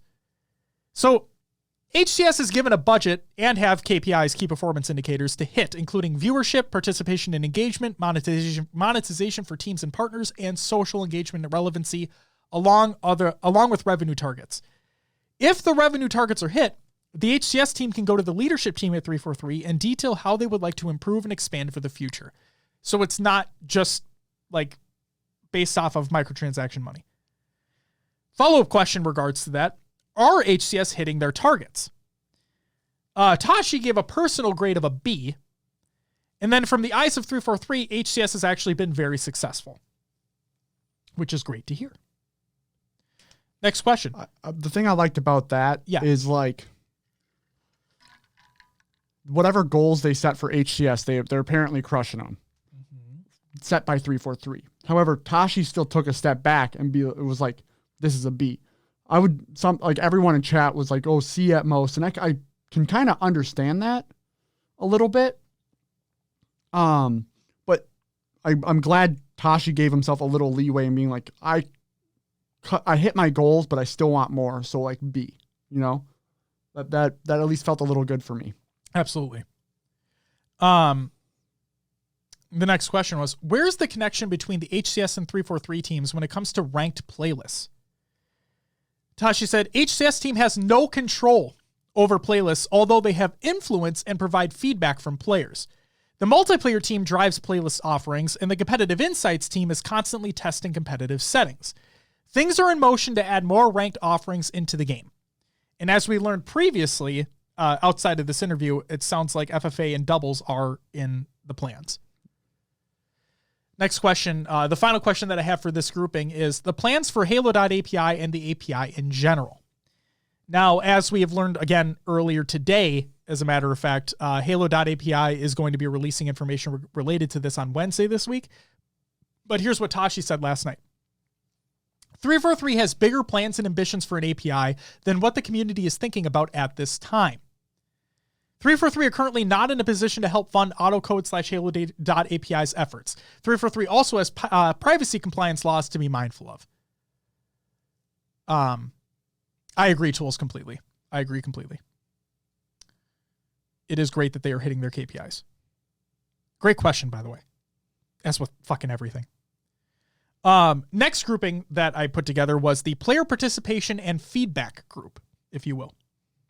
First question I have here is, what's going to be done in the future to entice pro players to compete week to week? Tashi says the plan for the Pro Series events was to have all major teams competing, but due to the unprecedented Rostermania after KC, this led to many top teams not competing. The main point of the Open Series events is to give AM and open bracket players something that they can sink their teeth into week after week.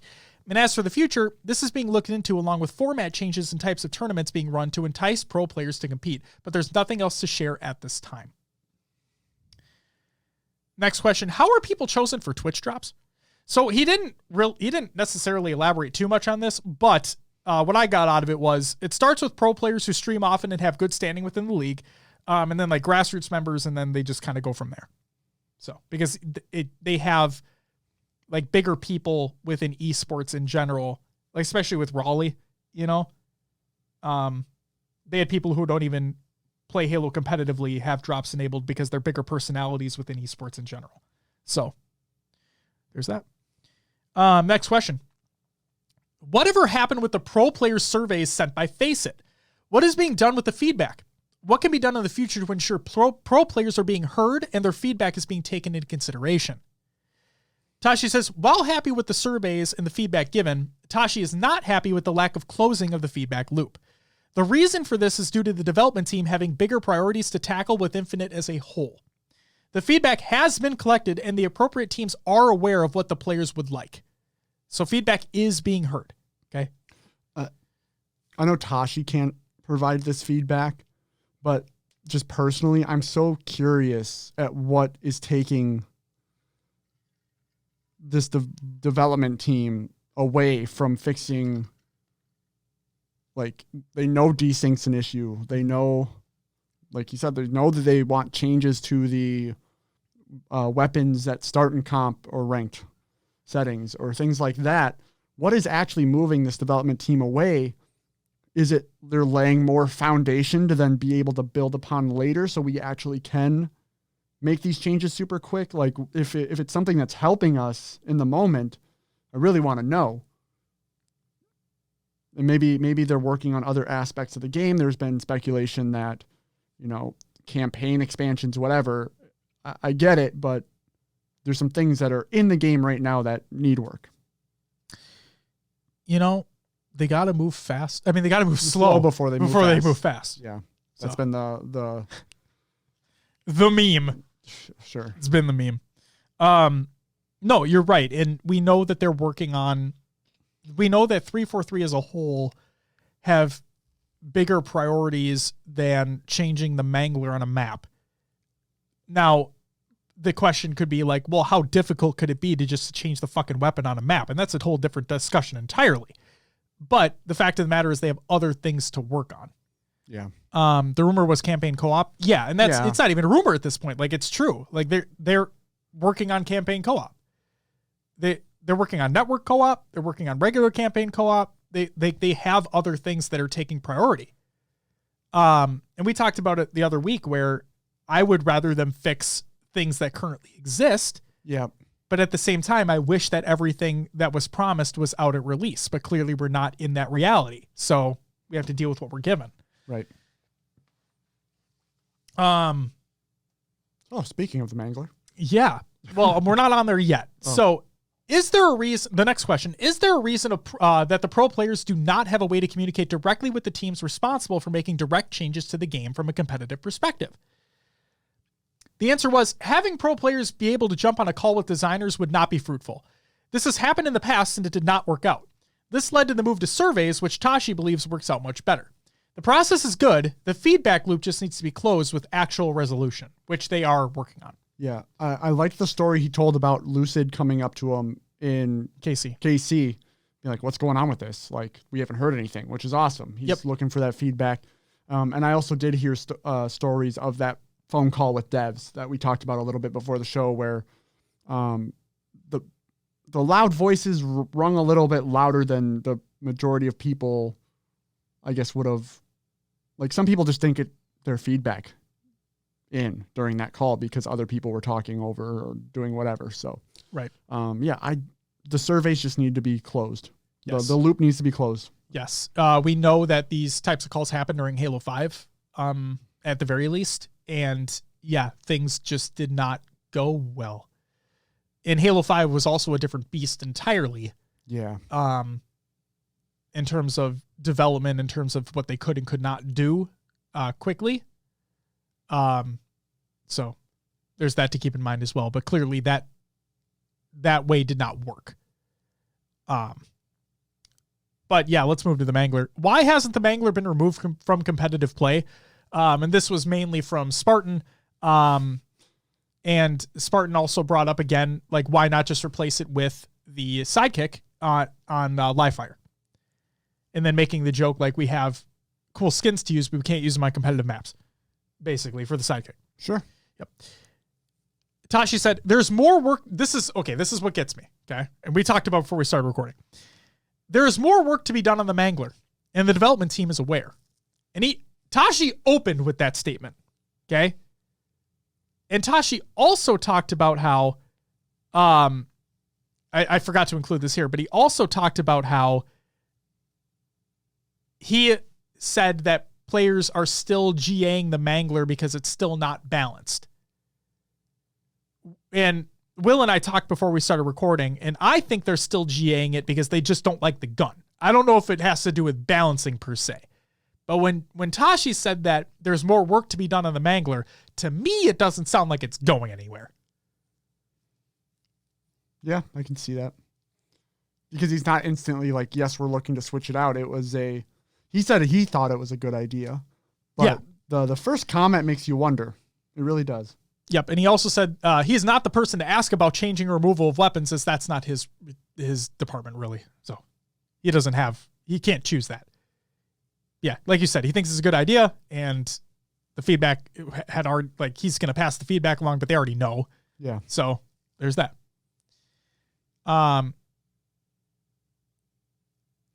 Oh, Beth, in terms of the phone call situation or the call situation, says, and you're also always going to have people who just aren't confrontational enough to talk over others.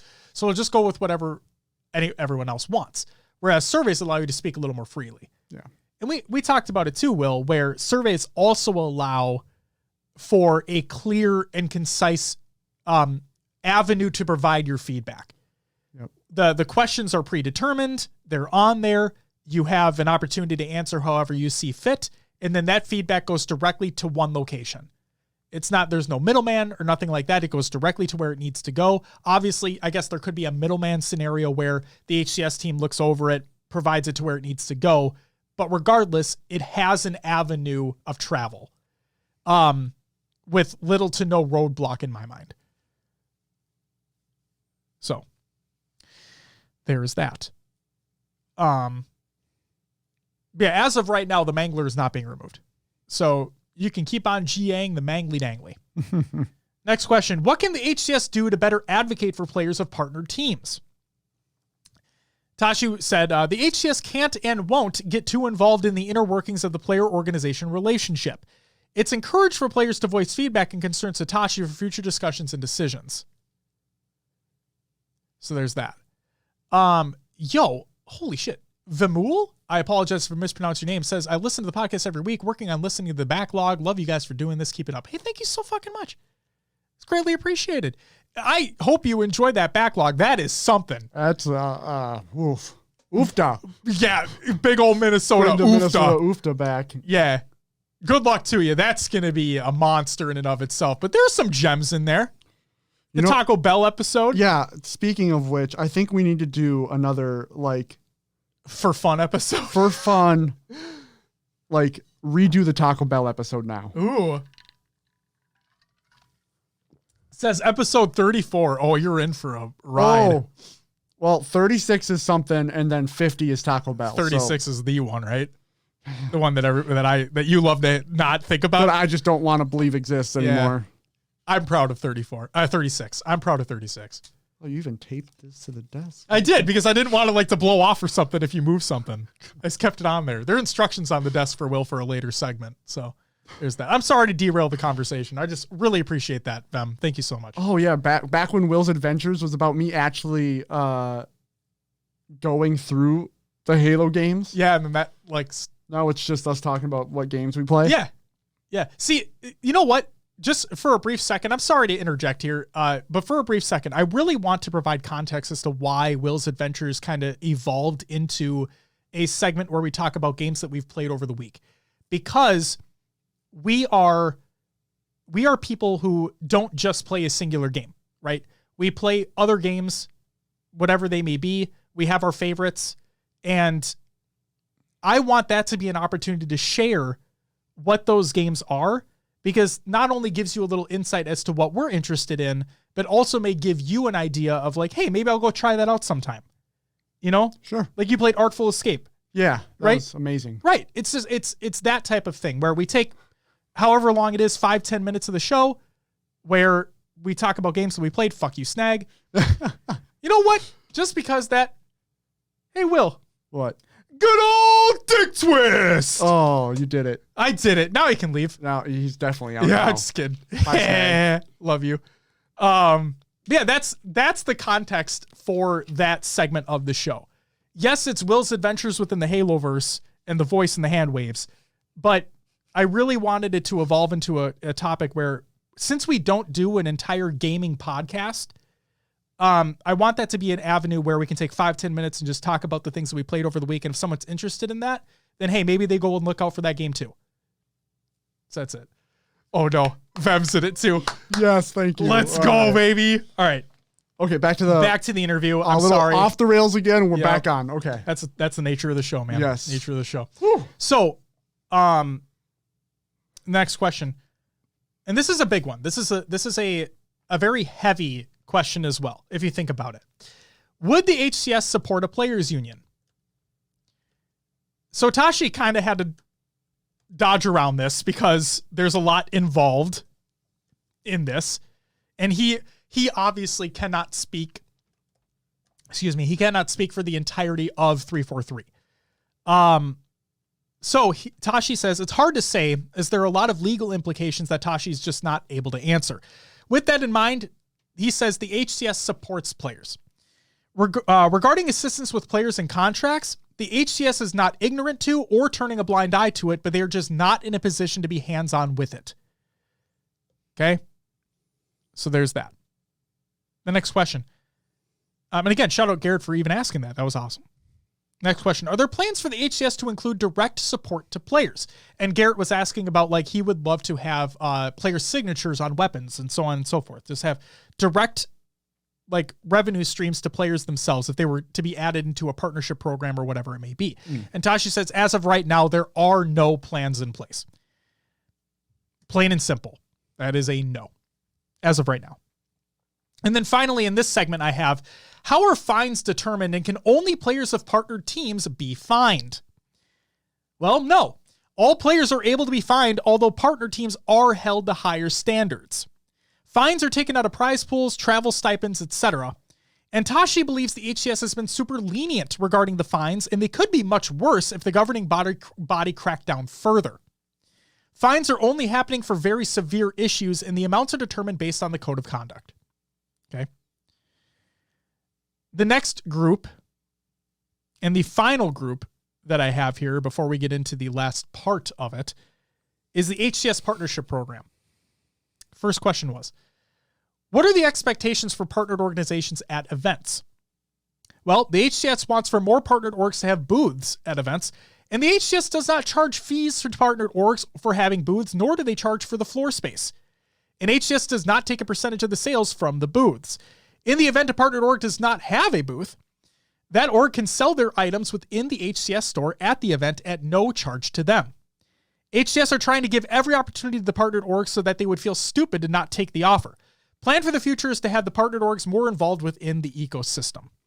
I want to say one more thing about that question is he also said that, yes, while they want more partnered orgs to have the booths at event, they understand that G2 is a German organization. Yep. That it's harder for them to come across seas, set up a booth, and sell merch when that cost is a lot heavier than a team that's set up in Dallas. And Garrett, I'm with you 1000%. I want G2 merch as well. Yeah. Like 100%. really fucking do. The only thing that I would say is maybe as something that G2 could do. This is not like directly related to the HCS, I guess, but like something that G2 could do is, hey, the cost of shipping is astronomically high from the EU to the United States. So why not potentially maybe have a discount code while the event is running? Because it remains online.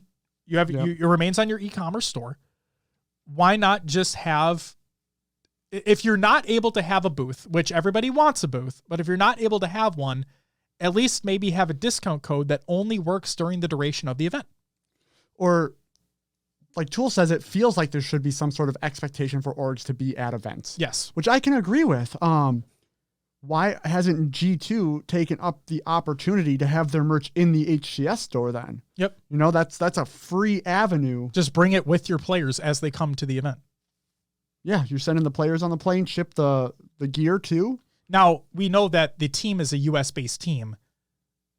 I guess the question is, do you have any... Yeah. But here's the question. Do you have anybody from across the pond that is coming to the event as well? Because if that's the case, just make them fucking come over. Most orgs then have not been doing booths. I agree with you 100%. That's the thing that irked me with Optic was... That would have been so easy for them. It's what really pissed me off. At Raleigh, you had a few items in the HCS store, which now we've learned you can do that, which is great. Cloud9 did it as well before they had a booth at Kansas City. Mm-hmm. And E United did it at Kansas City because they didn't have a booth. But literally Optic, one of the biggest orgs, period, both events did not have a booth.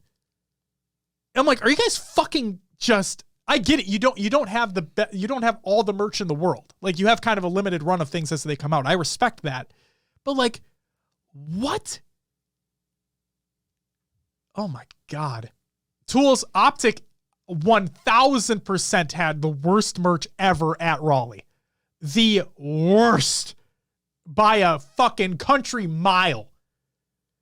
The worst.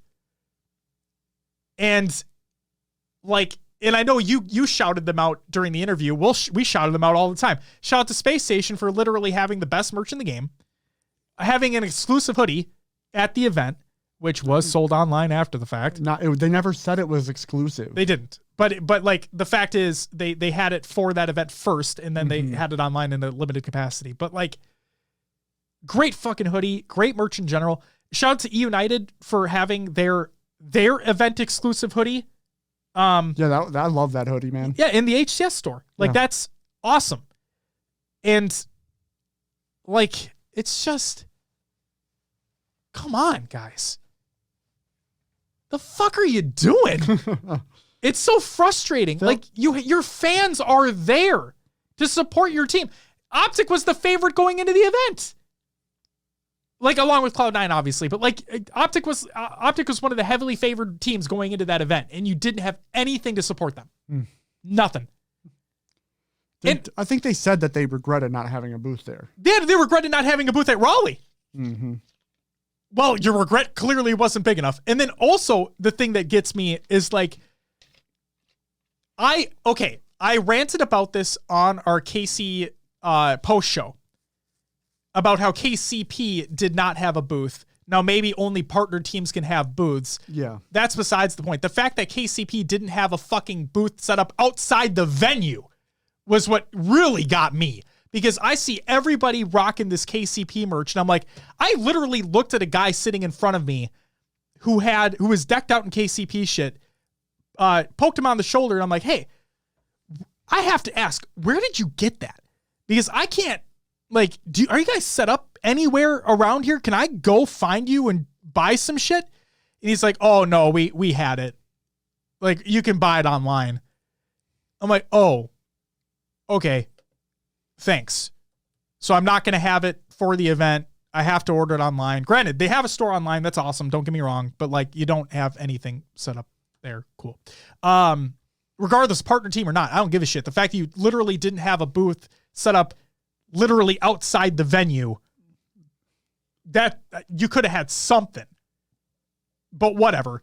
And then the other thing that got me about Optic not having a booth at KC, jumping on this even further, is the pro players coming out, especially APG. And this isn't shitting on the pro players. This is literally just what I saw. APG coming out in the brand new Optic hoodie. Oh yeah, that was sick. That you would only be able to wear if you got it like right away after buying it. And I didn't get mine until after we came back from KC. I still don't have mine. Really? Oh yeah. Oh yeah. They're coming. Don't worry. The new ones. Yeah, the different colors. The relaunch. But like that's what really got me, is that you have the players representing your brand new limited hoodies that came out. They're fire hoodies, don't get me wrong. Super comfortable. But you have them rocking that, and I saw like one person in the crowd wearing it because they got theirs early. Well, not early, but they got theirs sooner than other people. Like, have something there. The fans are there to see you guys. They're there to represent you guys. You had the FaZe booth having like the foam heads or the cardboard heads of the players, right? You had, or was that Sentinels? Sentinels had that. Wasn't there a FaZe one too with Boo Boo and Snipe? That's what I thought. It's just, you have these things, these teams, these partnered teams or teams in general just have stuff available to represent the team. Cloud9 had their like bang sticks, right? Yeah. Yeah. It's an Optic had literally nothing. Hey, opportunity to improve. It's just unbelievable. Two events. We got. Oh, I know, but just the fact that they said we regret not having one at Raleigh, or at least that's what we were told. Directly, we were told that. We were told directly from. Was it somebody on the HCS team? I thought it was. Yeah. Yeah. We were. Yeah. That they regretted not having one, and then come KC and they still don't. So, whatever. It is what it is. Just still upset about it. Hoodie's cool though. Next question. What factors are being looked into for teams entering the partnership program? So while the answer was vague, teams are looked into based on how they are set up, including their components, track records within esports, etc. Teams that have been selected for year 2 of the partnership program are still going through contracts, so no announcement is ready as of now. And that still holds true. As of recording this, the answer is still up in the air. And we already talked about the KCP situation earlier. Next question. What will be improved from a communication standpoint for organizations that get rejected from the partnership program? Or get denied. I should say denied, not rejected, just denied. HCS was hearing from behind closed doors. This is what really pisses me off too. HCS was hearing from behind closed doors that teams need to know whether they are in the program because they're holding on to players and stopping negotiations with rosters. Therefore, the pressure was felt to release the results sooner rather than later, this being via email. And this will be learned upon for the future. So I'm conflicted on two fronts. Okay? Yeah. So the first part, we already talked about it, where Garrett asked, like, does the HCS, and this is paraphrasing, is the HCS involved in some way, or are the HCS going to be involved in some way with how the partnerships or how the partnered organizations carry themselves, I guess you could say, within the league? Yeah. And Tashi was like, we try to remain hands off as possible. Vem, thank you so much for the sub. I'll give you a woo in just a minute. Yeah. Our alerts are also broken, but oh well. Well, I appreciate it, Vem. Also, if I mispronounce your name, please let me know how to actually say it. So I'm conflicted on two fronts here, because we talked about it all the time. Contracts are contracts. Yeah. It is what it is. You're the one that signed it. You're the one that has to deal with it. And if you weren't, and Tashi even said it in the interview, we're not going to tell you, if you ask us, we're not going to tell you what to do or what not to do. What Tashi's going to ask you is, have you talked to a lawyer? Oh, for signing contracts. Yep, yeah. Because that's what you should be doing at the bare fucking minimum, is get a lawyer and have them go over it with you. And if you don't do that, or you do that and the lawyer's shitty, at the end of the day, it's your decision that you've made. You have to live with that decision. You should be, I mean, if you're signing a contract, I believe the age is 18 to be able to compete anyway? No. Is it 16? I thought it was 18. Isn't it because that's why Hook was in Halo. Right, but I thought they updated it after the fact. Did they? Okay. I thought they did. I could be completely off base here. But regardless, you signed the contract. It's 14 with adult supervision. Well, hopefully, or 16 now. Either way, I don't fucking care. Regardless, that absolutely should be said. They signed the contract. They need to follow what's in that contract. You need to live with what it is. You signed it. You live with the consequences or the greatness that comes with it. Whatever it may be. You deal with it either way. So, when Ross, the thing that irks me is that organizations were holding players back because they didn't have an announcement yet. That's shitty on the organization. Do not get me wrong. I think that's fucking petty and stupid. But business is business. And as we know, the organizations are in it for the business. Okay? At the end of the day, money talks. With that in mind, I do think that what they were doing is absolutely shitty. Some research. Go ahead. All 4v4. This is from the Kansas City Major Halo Waypoint blog detailing what was happening at Kansas City. Okay. All 4v4 and FFA players must be 13 years of age or older to compete at HCS Major Kansas City 2022. Players 13 years age or older require a signed parental consent form if under the age of 18. Okay, so 18 when you're legally considered an adult, you make your own decisions. But this is also not for the partnered teams. Are the partnered teams held to higher standards to have someone who is legally available to sign contracts? I don't know. I have no idea. I'm not going to speculate on that. It's a good question. I'm just not going to speculate on it. But the other thing that gets me here, and I'm going to throw some pushback at Tashi for this, is he says that they felt pressure to release the results sooner rather than later. Why should you feel pressured to do that? That's not... If you are hands-off with how the organizations handle themselves, and you even said yourself, you don't want to be foot in, foot out, you typically remain feet out, stick to your guns. I get it. They're complete. It's so tough because obviously you want rosters to be able to make the moves that the organizations to make the moves that they want to make. You want the teams to be full. You want them competing because that betters the ecosystem. But if they're strong arming you, it feels yucky. For the HCS though, if you have a team that's BBG was the only one that released their roster, so they're the only example I can really go off of. You have members of that team that want to compete, want to go elsewhere, and you're waiting on a partnership announcement. Like, I could feel how, or I could see how Tashi would feel like, well, they're not making it, and that's the only reason they're staying. Let's get these. Sure, why not just tell them? Yeah. So they can just fuck off. A little bit. That's my words. Yeah. Tool says partner teams can have underage players. So again, that has to go probably with parental consent. Yeah, with all that. Yeah. All right. What can the HCS do for more middle tier organizations? So Tashi and the HCS states to every team, quote, even if you aren't partnered doesn't mean we can't work together, end quote. The HCS is interested in anything and everything that helps better the ecosystem. Expanded travel coverage is not being looked into at this time. Tools brought up a great point. Like, expanded travel is a great incentive, but unfortunately it's not being looked into further. I don't think it's feasible. Sure. Next question. Only a few left here. What long-term commitments do the partner teams have to keep them in the ecosystem?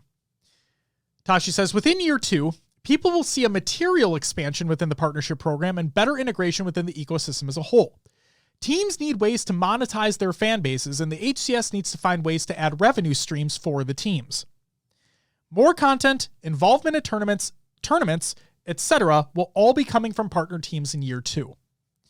In-game skins are being expanded upon within year 2, and some of this expansion will be seen later this year, later this year in the merch department.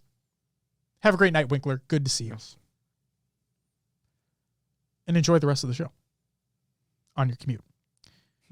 So that's something big to take away here. In-game skins are being expanded upon within year 2. And then some of the expansion will be seen later this year in the merch department. I like that. That's interesting. I like that. You know me. I love my merch. Yeah, you do. You buy everything. Pretty much. Okay. Yes. That sounds way worse now that you say it out loud. Not Connor levels of everything. No, but I don't buy like 10 of everything. Let's be realistic here. I buy 1 of everything and I keep it for myself. Does that make me shrewd for myself? Sure. But Connor going out of his way to buy 10 to 15 of every fucking item at Space Station and throw things out into the crowd. Good for him. I mean, it looks like a fun time. Love what he's doing there. That's awesome. But, like, I'm not going to do that. Snag says he's already taking a small business loan out for Worlds. Snag, I'm pissed that you're not going to fucking be there. Can you just, if you said you had a bachelor party, right? Can you just bring them? Bachelor party at Worlds, dude. How fucking dope does that sound? Oh, man. Vem, thank you so much for the fucking sub. You get a woo! I got to give that to you before you head out. Thank you so much. Have a great night. You're killing as well. Love you, man. And then Suwasha, if I mispronounce your name, I apologize. Thank you for the follow, first of all. Also says, love the podcast here from YouTube. Have you guys touched on the SSG drama? The SSG drama. Do tell. Is this new? Is this new drama? Yeah, is this new? What is this? I'm excited. Do tell. Because we're about to be done with, we're going to be done with this topic soon. So please, you might not be able to post links because they may be blocked from that. But if you have like a concise example, put it in the chat. We'll talk about it if it's something we don't already know. So what long-term commitments? I already talked about that. We're moving on. Probably just referring to collect playing with KCP. Oh, whatever. If that's what it is, I don't care. Nothing's set in stone yet. Question. I'm serious. Yeah. Same thing about FaZe. I can't fucking talk about it if it's literally is nothing there. Oh yeah, Sawasha. The team is chalked. I mean, we've me really shitting on them. Like, I don't think that team's it at all. I think Collect is it. I mean, I've said it before and I'll say it again. I think they need to get rid of Ace and Elamite. Like, that's literal. I've said it. I dipped around it for a while, but I'm like, it's our show. I don't fucking care anymore. I think they need to get rid of them. I thought it was hilarious when Elamite said that if we perform shitty all throughout the year, but Worlds we perform great, then that's all that matters. I'm like, bro, you ain't performing well at Worlds anyway, so it doesn't even matter to you. I was rooting for SSG I knew it was a long shot, but the ALGS that happened. Oh, sure. Yesterday. Is that what it is? ALGS? Oh, that's Rock. Anyway. Apex Legends. Apex Legends. Yeah. No, for sure. I love their organization. I think their organization's great. It's just fucking hilarious. He says he's been teasing in Snakebites chat that he wants to go rogue so bad, and you guys have no idea. I'm telling you, man, as soon as Rami was dropped and Collect went off on Twitter, I'm like, there's no saving it now. That team is done. There's no fucking way they come back. And I said it before as well. Collect playing so well as he has been on that team in that situation only does better for him. Right. I mean, I look at it though, kind of like Spartan though. He let his frustrations all out on Twitter. Mm-hmm. And I do think while I may agree with some of the things that they're talking about. Absolutely. There's better ways to go about that. They're not being professional. Oh, there's definitely two sides to this coin. Right. We can say without a doubt that what they're portraying online is not great. We can also say that, they're great players. I'm not gonna say that Spartan's a bad player. He's not. He's phenomenal. I'm not gonna say Collect's a bad player. He's not. He's phenomenal. But the way that they go about it online is not great. Plain and simple. He also went on a rant because he plays well in every turn and he found out Booba Doobu was scrimming in place of him without him knowing. Oh, we know about that. That was a whole separate thing. See, I told you, as soon as Rami got let go from that team was done. Plain and simple. Moving on.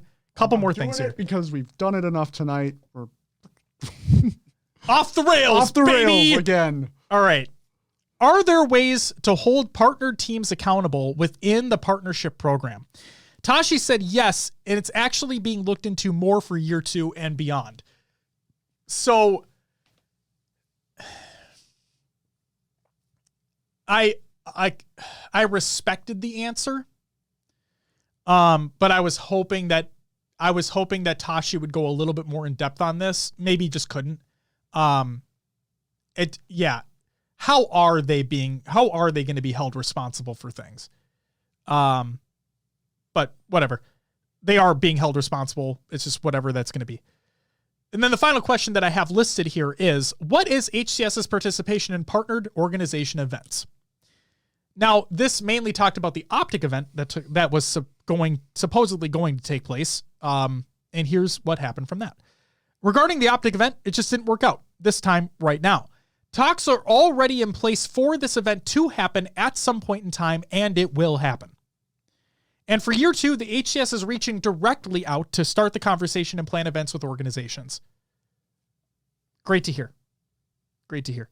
Because Tools replied back and was like, okay, so instead of the organizations having to reach out directly to the HCS like FaZe did for their invitational, will the HCS reach out directly to organizations to get the ball rolling? And he said, we are doing that already. So good to hear. Yeah. Okay. That was it for the interview. There were a couple questions. There were a couple other questions that were asked that I did not include. Just because I believe we've already heard information about them before, like champ rank, it's coming at some point in time. There's a couple other things, whatever. But again, I just want to give a shout out to Garrett. Great interview conducted by you. Shout out to LVT, for producing as well. Everything really. And shout out Tashi for taking the time out of his day to sit down and chat with Garrett and the overall community about things that are happening within the scene. Tools, you're remarkable. I was nervous that Tashi brought up the 1 to 50 thing, because that's been such a contention point in the community. Yeah. But then Tools ran a poll and champ rank won by 56 or something 64. I don't remember the exact percent, but it was above. When there were a lot of 1 to 50s in the chat. Yeah. They drowned out the chat, but then the poll came and we champ rank won that shit. Yeah. Tool says Tashi did say he wants to do them somewhat regular. So hopefully we get them. Absolutely. And in all transparency, he said the same thing to us as well. We dropped the ball, basically.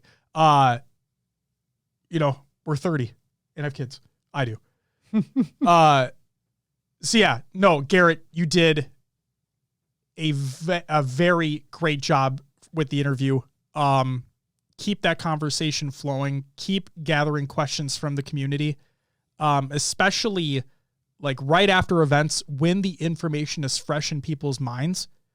And just keep doing what you're doing, man. There's a reason why you went to school for this shit. You're great. Keep it up. Let's talk about Spartan real quick.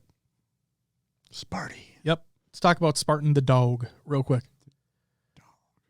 Spartan put out a series of tweets last night, and this is the reason why I'm including this is because I want to see him stick to it. Actions speak louder than words. We all know that. And Collect, what's up? Says nice stickers. Good to see you. Thank you. I like the stickers too. They're pretty sweet, aren't they? How about that space station one? Am I right? Oh, no, you. Okay, I'm being a shitter now. I'm being a shitter. Let's talk about Spartan real quick. Spartan has consistently been online talking about how he wants to do better. He needs to do better, but then he doesn't do better. Keeps slipping back into the same ways of shitting on the game, shitting on the studio. He's a very passionate individual. We talked about this multiple times. Very passionate. There's nothing wrong with passion. There's a difference between being passionate and conveying yourself differently and professionally. Spartan said the following right after the interview with Tashi. And Collect says, I'll speak about it soon, very, very soon. I'm looking forward to it. Yes, sir. Looking forward to it. Also, I really fucking hope you land on a better organization that deserves you. Okay, here's what Spartan said. Think it's finally time to take a step back from being a massive Twitter troll. I put on a persona since the fine and just let it take over. Definitely been over the top and harped on topics on here way too much. I will still criticize, but I'll be a better voice about it. While I'm extremely passionate and everything I've said and done has been out of love for the game and wanting nothing more than for it to succeed, the way I've gone about it hasn't quite been right. TLDR, time to be better and more positive as a pillar of the community. Oh, real quick, this doesn't mean if you come at me my throat, you're safe. You're getting roasted. I'm going to keep clapping back. I'm just not going out of my way to be an asshat. So again, it seems... Okay. Also, Collect, thank you for the follow. Greatly appreciated, my man. The big thing for me here, and again, this is nothing against Spartan. But this seems like it's on a weekly to semi-weekly cadence where he will come out and say, I will do better, I will be better. And then very shortly after that, falls right back into the same thing. So, go ahead. I mean, this is the first time that he's acknowledged that he's been being a troll and built up the persona. That's it. After getting fined twice, I can get having that chip on your shoulder. But yeah, this is the time I'm really hoping that he says he wants to be a more positive pillar of the community. Yes, things still need to be critiqued. Things need to be looked at, but having the proper wording and voice to say that really makes a difference. Ice Cream, welcome, by the way. Thank you for the follow. Greatly appreciated. Has tweeted and deleted for a while. That's the big thing. And Will, you hit a really good point too, is that this is the first time, at least what I've seen as well, where he fully acknowledges where he's in the wrong and what he wants to do to fix said being in the wrong. And I'm all here for it. But again, I opened with this, actions speak louder than words. And until I start seeing it happening, and until I start seeing less tweets coming out in the negative aspect, I'll take this for what it is as just words. But that doesn't mean I'm trying to... I want to believe Spartan in this. I really do. I think Tyler's a good dude. I really do. He has a lot of shit thrown his way online. Now, granted, and here's my other thing. This is why I talk about how this is where I get to the point of he gets back into his old routine. Somebody will clap at him on Twitter. He'll clap back. There's that clapping of back and forth, right? Yeah. But the thing that I'm not a fan of is when Spartan doesn't own up to something that he's in the wrong about. I don't have direct examples for you, or I'd have to fucking scroll, and I'm not going to do that right now because we just got on the topic. But there have been instances where he should just let things go. And I'm not talking about when people come at him. If people come at him, then fucking, hey, free game. Talk shit, get hit. Seriously, it's if you can't. There's a saying. It is, and I'm just upset that people come at him all the time for sometimes justifiably, most of the time not. No, it feels like sometimes he is targeted. Yes, absolutely, because they know they'll get under his skin quickly and he'll clap back. Mm-hmm. They want the reaction. Right, but there are instances where Spartan has come out and been very negative just towards the studio, towards the game, whatever it may be, and he doesn't, when he's called out on it, he doubles down and doesn't think about it in a constructive manner. He doesn't think about it in a professional manner. He just lets his emotions take over and he goes hog wild. Which again, he's a very passionate person and I respect that. But there's a different way you should be conveying yourself online. I understand esports is esports, but we have to do better. That's the whole point. I get that I get heated on this show. Okay? I do. I am not a perfect individual. Nobody is perfect. Yeah. But I understand when to reel things in as well. There is a time and a place. Twitter, not that time nor that place, most of the time. If you want to use it as your soapbox. Can I read what Collect said go, real go quick? Go for it. Collect says, I suffer from tweeting and deleting too. I've done a bit better with it. It's a way to express frustration, but not always will be beneficial in the long run. And that's the point. Yeah. That's it. I mean, I think we've talked about this before too. In a lot of these concerns and issues aren't new. They're just now have the eyes on them with the introduction of Twitter and being able to post and all this. Mm-hmm. You know, the pros, I've heard stories of the pros back in Halo 2, and like they all complained a lot like we see now, and they went back and forth, but we just didn't see it personally, right? Because it was all behind the scenes. Now Twitter brings all that to the forefront, and it just, there's a right way to go about it in my eyes, and some, you know, having that professionalism speaks volumes to me. So absolutely. And I want to hit on a point that we've hit on multiple times already, is that there's I may have already just lost my train of thought on this. We've been going for a while. Yes, but it's about how you convey yourself online, and how that affects you from a professional standpoint. To me, I want players to be able to speak their minds. That is my train of thought that I got back on. I want players to be able to speak their minds. I do not want players' voices to be suppressed. Okay, I don't. But again, there's a time and a place. And if you are out there vocally bashing your organization that you were signed to, that does not look good on you. It's It's just, and I make the comparison all the time. If I go out there and I shit talk the company that I work for, it does not look good on me or future employers. It just doesn't. This is the adult in me speaking out, but I'm not kidding when I say that. There's nothing more than I want than for the players out there to be signed to the best organization possible, to make a run for Worlds, to win a shit ton of money, get those chips. There's nothing more than I want than that for you guys. But it's a two-way street. And Collect, if you're still here, I get it. Yeah. You're in a fucking shitty situation. Yeah.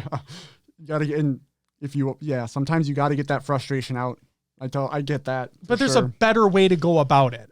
And I think that's why we have all these like tell-alls after a player's been released. When a person releases a book and they're able to go deep into what the fuck happened. When a pro player in the NFL is retired and they can tell everything that's happened. Yeah. You are a professional on and off the field. And then once everything's said and done, fucking go for it. All you. And now maybe that's not the way that it should be. Because it's the way it is, right? It's the way it is right now. Maybe it's not the way it should be. And that's a conversation that needs to happen too. But the fact of the matter is, with the world that we live in today and the professional world that we live in today, like Ice Cream said, one bad tweet that retweeted really could hurt your career. And it's sad that that's the way it is. But we talk about professionalism all the time. And like I said, I'm not perfect. I'm not a perfect person. I go off all the time, especially on this show. But it's all about being professional when you need to be. So Collect, Spartan, anybody else that's in a similar situation, I am wishing you all the very, very best. I have nothing against any of the players that are out there. And I truly mean that.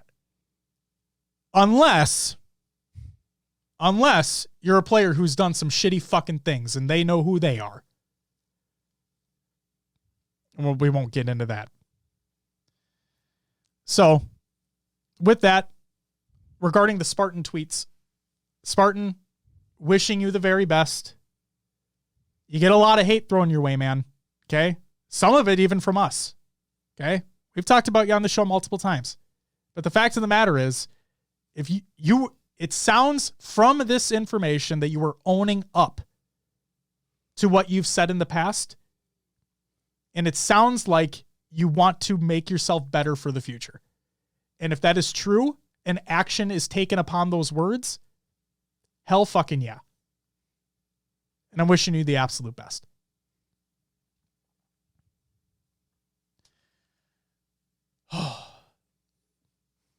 That's all I got. All right. Do we want to read catch up on chat a little Yes. bit? Beth had a couple posts. Yes. Or chats, posts, whatever. So Snag first says, it's certainly easier said than done, but understanding and trying to correct it at a younger age is only going to benefit you in the long run. Doubles your opportunities professionally. 1,000% Snag. Beth says, nothing makes me hate myself more than when I tweet something in the heat of the moment. Regret it because I could have handled it better, but someone retweets it or comments agreeing with me before I get a chance to delete it. Beth, when the fuck has that ever happened to you? Every time I see you tweet, it's always like... I think it's probably around the playlist or the game. But even then, all of those are constructive and respectful. Yeah, I'd love to know an example of a tweet that you sent that you were upset about. I'd love to see it. I've seen heated Beth in the Discord. Don't get me wrong, but like I've never seen a heated Beth on Twitter. I'd love to see this. She can't show one. They're deleted. I'm just kidding. What's up, Paul? Welcome back. Good to see you. And then she says, or when they use my tweet to bash or harass individual devs or just other people in general. Yeah. That is terrible, and that should never happen. Then you just delete it. And exactly, and I know, and for the record, from what I've seen, I've never seen Beth be hurtful towards any dev ever. Yeah. Or team, whatever it may be. Every time I see her online, she's always respectful. And yes, she's vocal about what she would like to see within the game, but she's not disrespectful in the slightest. And as a result to her being respectful, we got a direct response from somebody at 343 saying that ranked playlists are on the way. Yeah, we finally got information. That's fucking benefit to Beth. There you go. All right. We're moving on? I think so. I'll just say this to cap all this off. We are a mainly competitive show for the new listeners out there. That has been all the competitive that we'll pretty much talk about for the remainder of the show, because now we're going to turn the tide, and our wonderful partners over at Podcast Evolved have a series for us. It's called Map Legends, where they talk about the lore aspect of competitive maps within the Halo universe. And now that we are into Infinite, the next one that we have that we are going to show is their segment for Bazaar. So if you tuned in for the competitive aspect, thank you so much. Greatly appreciate it. That's it for our topics this week. And Will. Yeah, I just want to say we'll still be here. We're going to go away for this so you can see the video. Keep the chat going. Keep talking. We'll be at our computers. Oh, yeah. If you want, So we'll still be here. Don't worry. And then we'll come back and talk some more about some other stuff. Talk about some Halo shit. Let me. Yeah. So without further ado, ladies and gentlemen, this is Map Legends for Bazaar.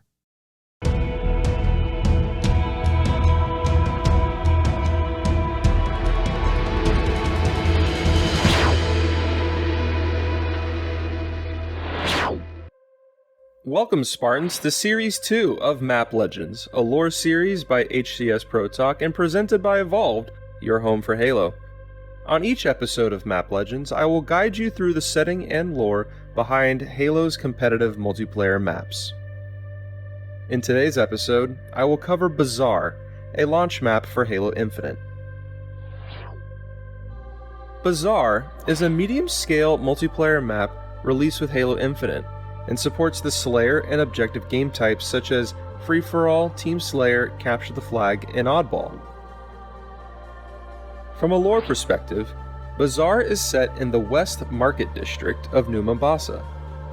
Following the end of the Human Covenant War, the United Earth government funded Project Rebirth, an effort to rebuild and restore glassed cities and colonies that weren't completely lost to Covenant invasions. Earth was the obvious choice to launch this initiative, as it is humanity's homeworld, and the glassed areas on Earth weren't spread too far across the planet. The West Market District featured in Bazaar demonstrates minimal progress made by Project Rebirth, overseen by the East African Protectorate. The area still remains scarred, weathered, and mostly abandoned. There is much more work needed in this area before it can return to its pre-war glory. On a positive note, though, a partially reconstructed space elevator can be seen in the skybox beyond the market, presumably a replacement for the destroyed Mombasa tether. There was a lot of skepticism surrounding Project Rebirth in the eyes of original citizens. These citizens lost their homes and communities during the battle for Earth and haven't seen meaningful progress in the years following the war. In fact, some citizens saw the East African Protectorate's plan as unrealistically ambitious and impossibly expensive. As I mentioned publicly, the funds from Project Rebirth went to the rehabilitation of communities and the cleansing of surrounding glass surfaces. However, this plan provided a convenient cover for exploration operations at the nearby Voi accession, the site of the Forerunner portal, which was uncovered during the Battle for Earth and leads to Installation 00, the Ark. A stark divide grows between the original citizens who want their homes rebuilt and a new wave of workers and researchers who want to learn more about the vast Forerunner mysteries hidden beneath Voi. And that will do it for Bazaar on this episode of Map Legends. Let us know in the chat and in the comments which Halo Infinite competitive multiplayer map you want us to cover next. You can check out Map Legends Series 1 on Evolve's YouTube channel, as well as the already released episodes for Series 2. Tune in to HCS Pro Talk for future episodes of Map Legends as they premiere there first. Don't forget to follow and subscribe to HCS Pro Talk and Evolved on their respective podcast feeds and YouTube channels to stay up to date on the latest competitive Halo news and to learn more about Halo's expansive lore. I have been your host, Oren, and until next time, Evolve.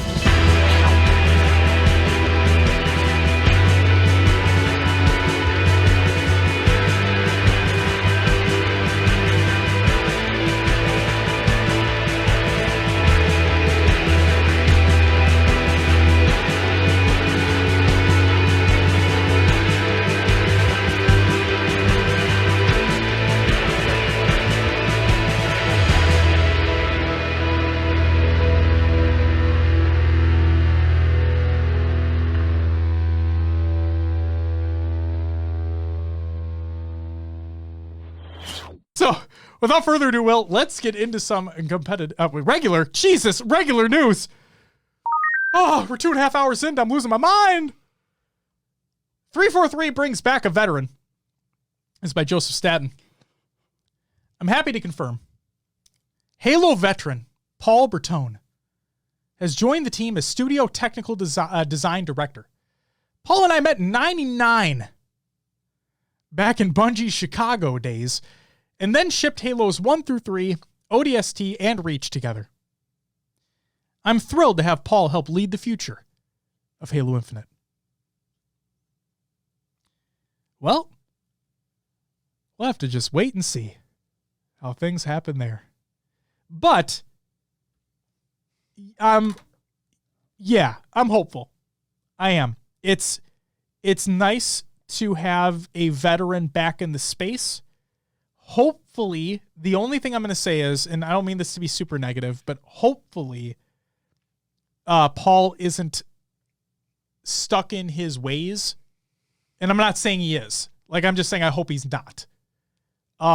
Because clearly the franchise has evolved. Oh, there's a Halo pun. Over the years as the franchise has continued on. Whether that be 4, 5, now obviously Infinite. So Paul obviously, I would imagine, knows what he's doing, especially if Joe's bringing him back. Then, hey, full steam ahead and wishing him the best luck. Next up, I'm not going to read through this on the show. Maybe I should, but I'm not going to. It is long, but I highly, highly recommend you do read the letter to the Xbox Live team from 2005. This is from Max Hoberman, who we talked about previously on this show weeks ago. It's eye-opening from way back in the day, in the original days of Xbox Live. It is incredibly eye-opening. You should definitely go ahead and read it. And it is Max and the team voicing concerns over how the Xbox Live team is handling things back in that day and the implications it could have for the future of Xbox Live and obviously Halo Online as a result. Ice Cream says Max went in on that email. Yes, he did. Rightfully so. And again, voicing frustrations professionally. Go read the email. Or go read the tweet that includes like screenshots of said email. It is eye-opening. Next up, we have The Cutting Room Floor Modding Evolved Part 1 by Alex Wakeford. This is an article to learn more about the old and cut content from 1999 Macworld era Halo Combat Evolved, and Halo 2 that is actually being restored in MCC. Again, I'm not going to read through it. It's a very long article. It talks about the modding community, which we are not proficient in, but wanted to include it. So if you are interested, you can go ahead and search that article out in the show notes and go read it yourself. And then the Halo Community Spotlight by Alex Wakeford, which is evolving. Yo, Shurzy, my man. Good to fucking see you too. Oh, love him. Gotta love Shurzy. Okay. The Halo Spotlight is evolving. As we look ahead, we've been discussing what more we can do to continue serving and spotlighting the amazing folks of the Halo community. And we've got some exciting things cooking for you all.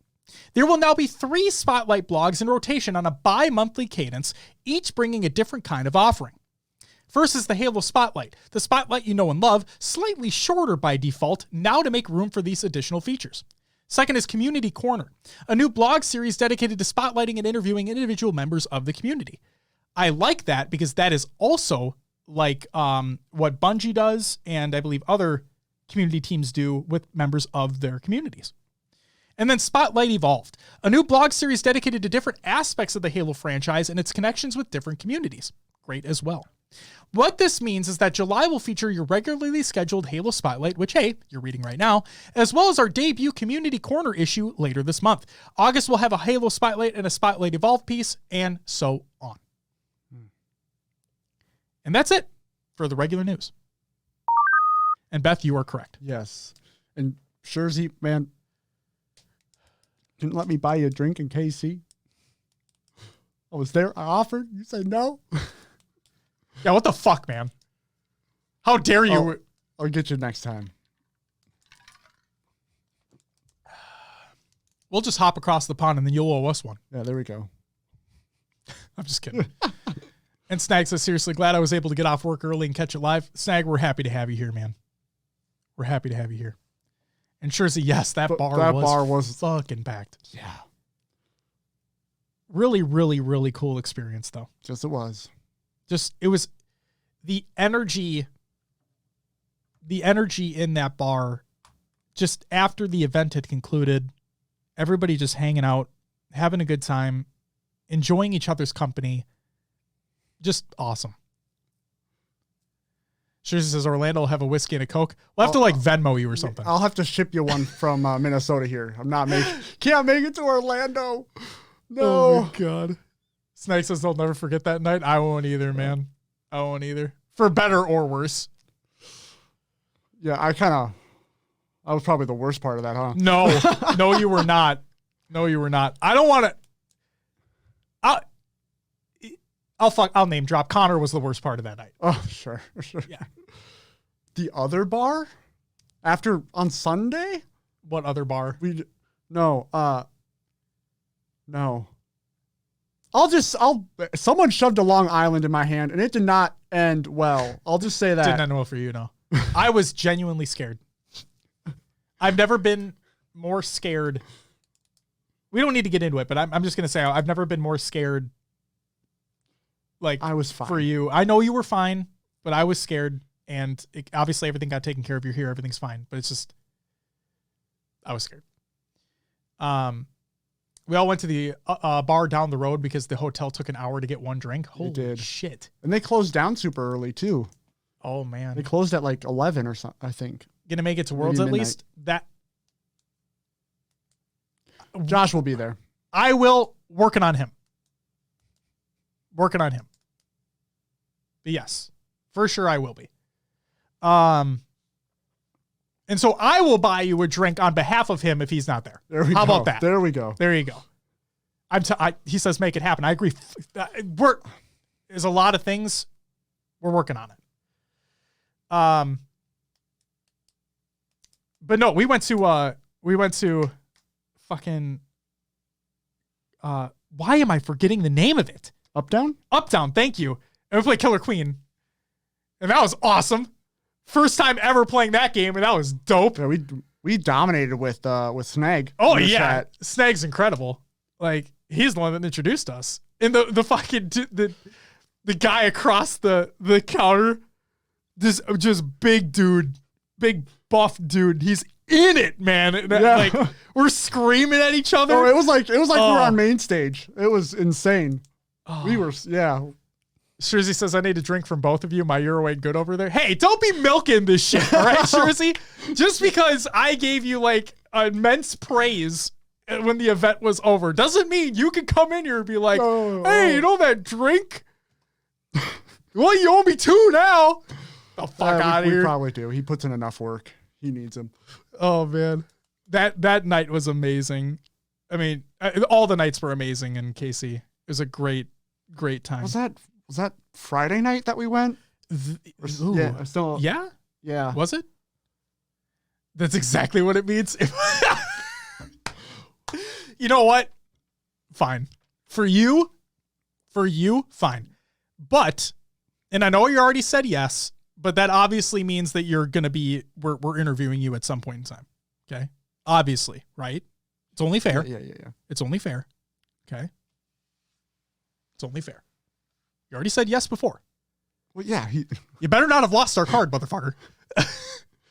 I worked hard on designing those cards. Thank you. Agreed? Hell yeah. Okay. Yo, Dark Kroom, thank you for the follow. Greatly appreciated. Welcome. All right, let's move on to Con of the Games. Watch. It took us long enough. It did. This show is just, we're past the main competitive side, so we're kind of off the rails really now. I don't have anything to add here except the Rocker 3-2 to Paris Legion, and we're still mediocre because the Paris are the worst team in the league, and they took us to a game 5. Yeah.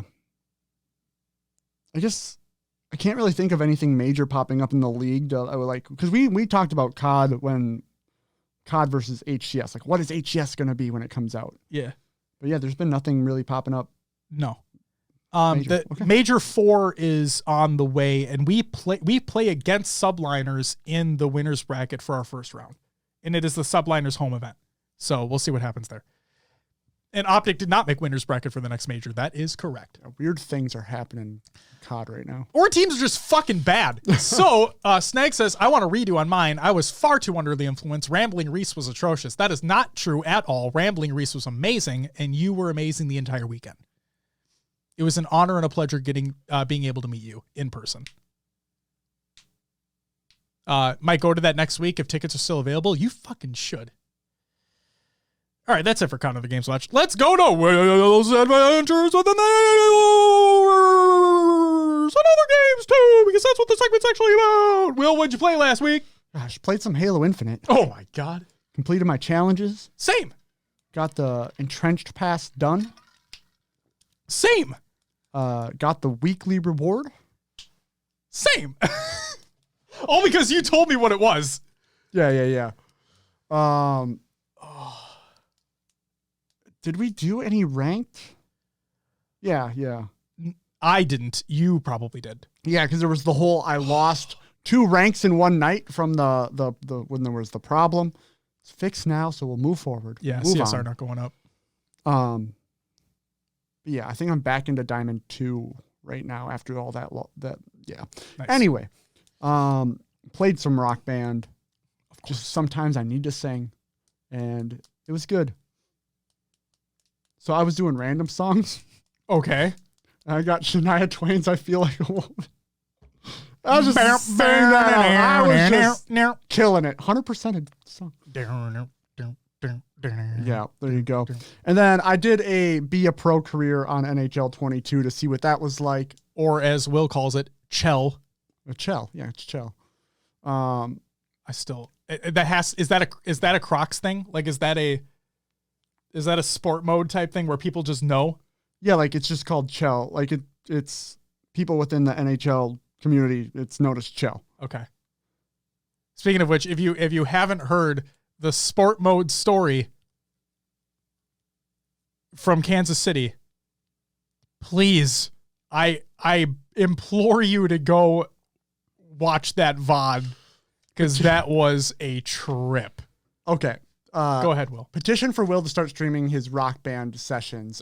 Someone else had said this too. I believe it was Pancakes. Because it's true. You should. Here's the problem. Okay. The delay between capture cards and mic audio into a OBS, so that I will always be singing ahead of the song unless I sit there and meticulously find the delay and then match it with Rock Band. Okay. Oh no, I mean we saw it, just fucking having to deal with the lag. Trying to just do it locally has been a pain in the ass. Yes, it can be. I can only imagine through a capture card.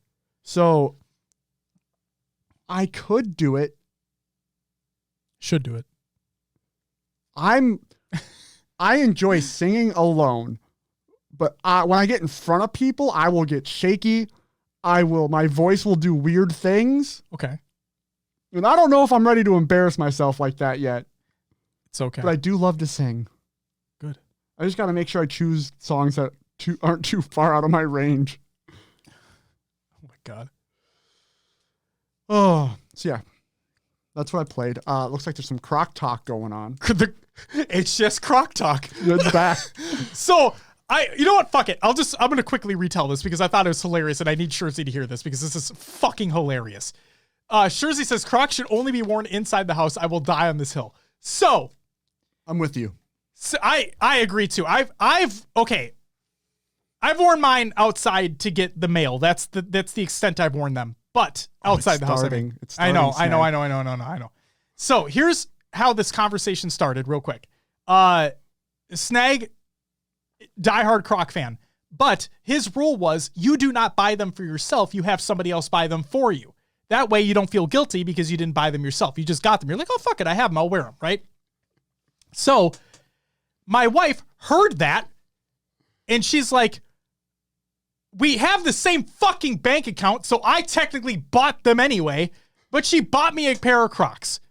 So I then decide to now before that even happened, KC, final day, Champ Sunday, event's over. We're at the bar. We're at the hotel bar. Snag has been drinking, but that's besides the point. I don't even know why I said that. Fuck you, Snag. So Snag looks over, sees Guy Blaze, standing just relatively close to where we are. And he's like, Josh, look down. I'm like, what the fuck am I looking at? I'm like, are you fucking kidding me? And there's Blaze wearing Crocs. And like Shurzy said, he wore them all weekend. Okay. So Blaze is there in Crocs. And then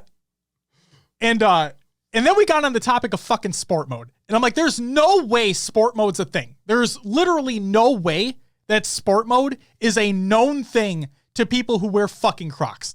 I've never heard this before. There's no way. And Snake's like, no, it's a fucking thing. I promise you. And I'm like, I'll go ask him. I'll ask him myself. I will walk up to him personally and fucking do it. And so I did. I am doing this. Mr. Espinel, I'm so sorry if I mispronounce your name. Thank you for the follow and welcome to the show. Shurzy says, we're in a bar setting and Snag's drinking. This is a believable story. This is unfucking believable. What sport are you playing in Crocs? The couch dash? Just wait. I don't even know what that is.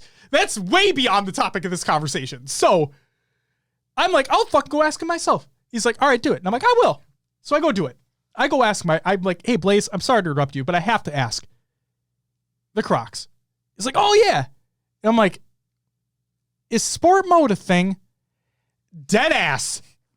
His face lights up like a fucking Christmas tree. You've never seen lights twinkling in his eyes like anybody. Like the kid who fucking got the N64 on Christmas. That is what Blaze looked like when I said the term sport mode. His immediate reaction, and Snag's right next to me. Oh shit, sport mode! And he takes his Crocs off, flips the tab down, puts them back on, and I'm losing my mind on this. I'm losing my mind on this. Halo Infinite's better than Lego Star Wars Skywalker Saga. Just going to give you a heads up. I haven't finished Lego Star Wars yet, but I'm going to say Halo Infinite's better overall. He flips the fucking tabs down, puts his feet back in his Crocs.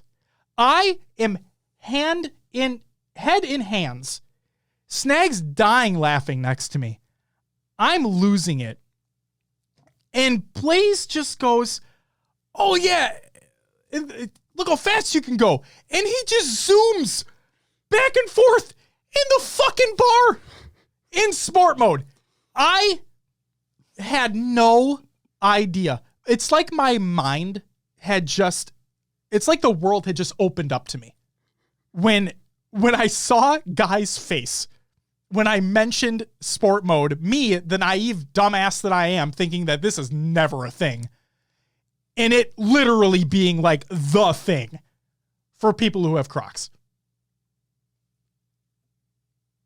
Wow. Sure, it's like when somebody gets a convertible and it's a sunny day. That's how Blaze felt. Dude, I'm not kidding. I was fucking dumbfounded. Says this is not a timeline I was supposed to be in. Dude, trust me, this was not a timeline I ever expected to be real. But sport mode's a thing. I played Halo Infinite. That's the one game you play? It's literally the one game I played. I messaged in the Discord because I didn't have much time to play games over the week because Natana, my wife, officially got COVID. She works in the healthcare industry. It was only a matter of time until this was going to happen. We're all vaxxed, we're all boosted, everything like that. And they have protocols in her workspace, but it was only a matter of time before sooner or later she's going to actually get COVID, and she did. She's recovering. Now we just deal with long-term side effects. And so I just didn't have time. I had to watch my child and do all that stuff, home stuff and whatnot. So the other night, I'm like, you know what?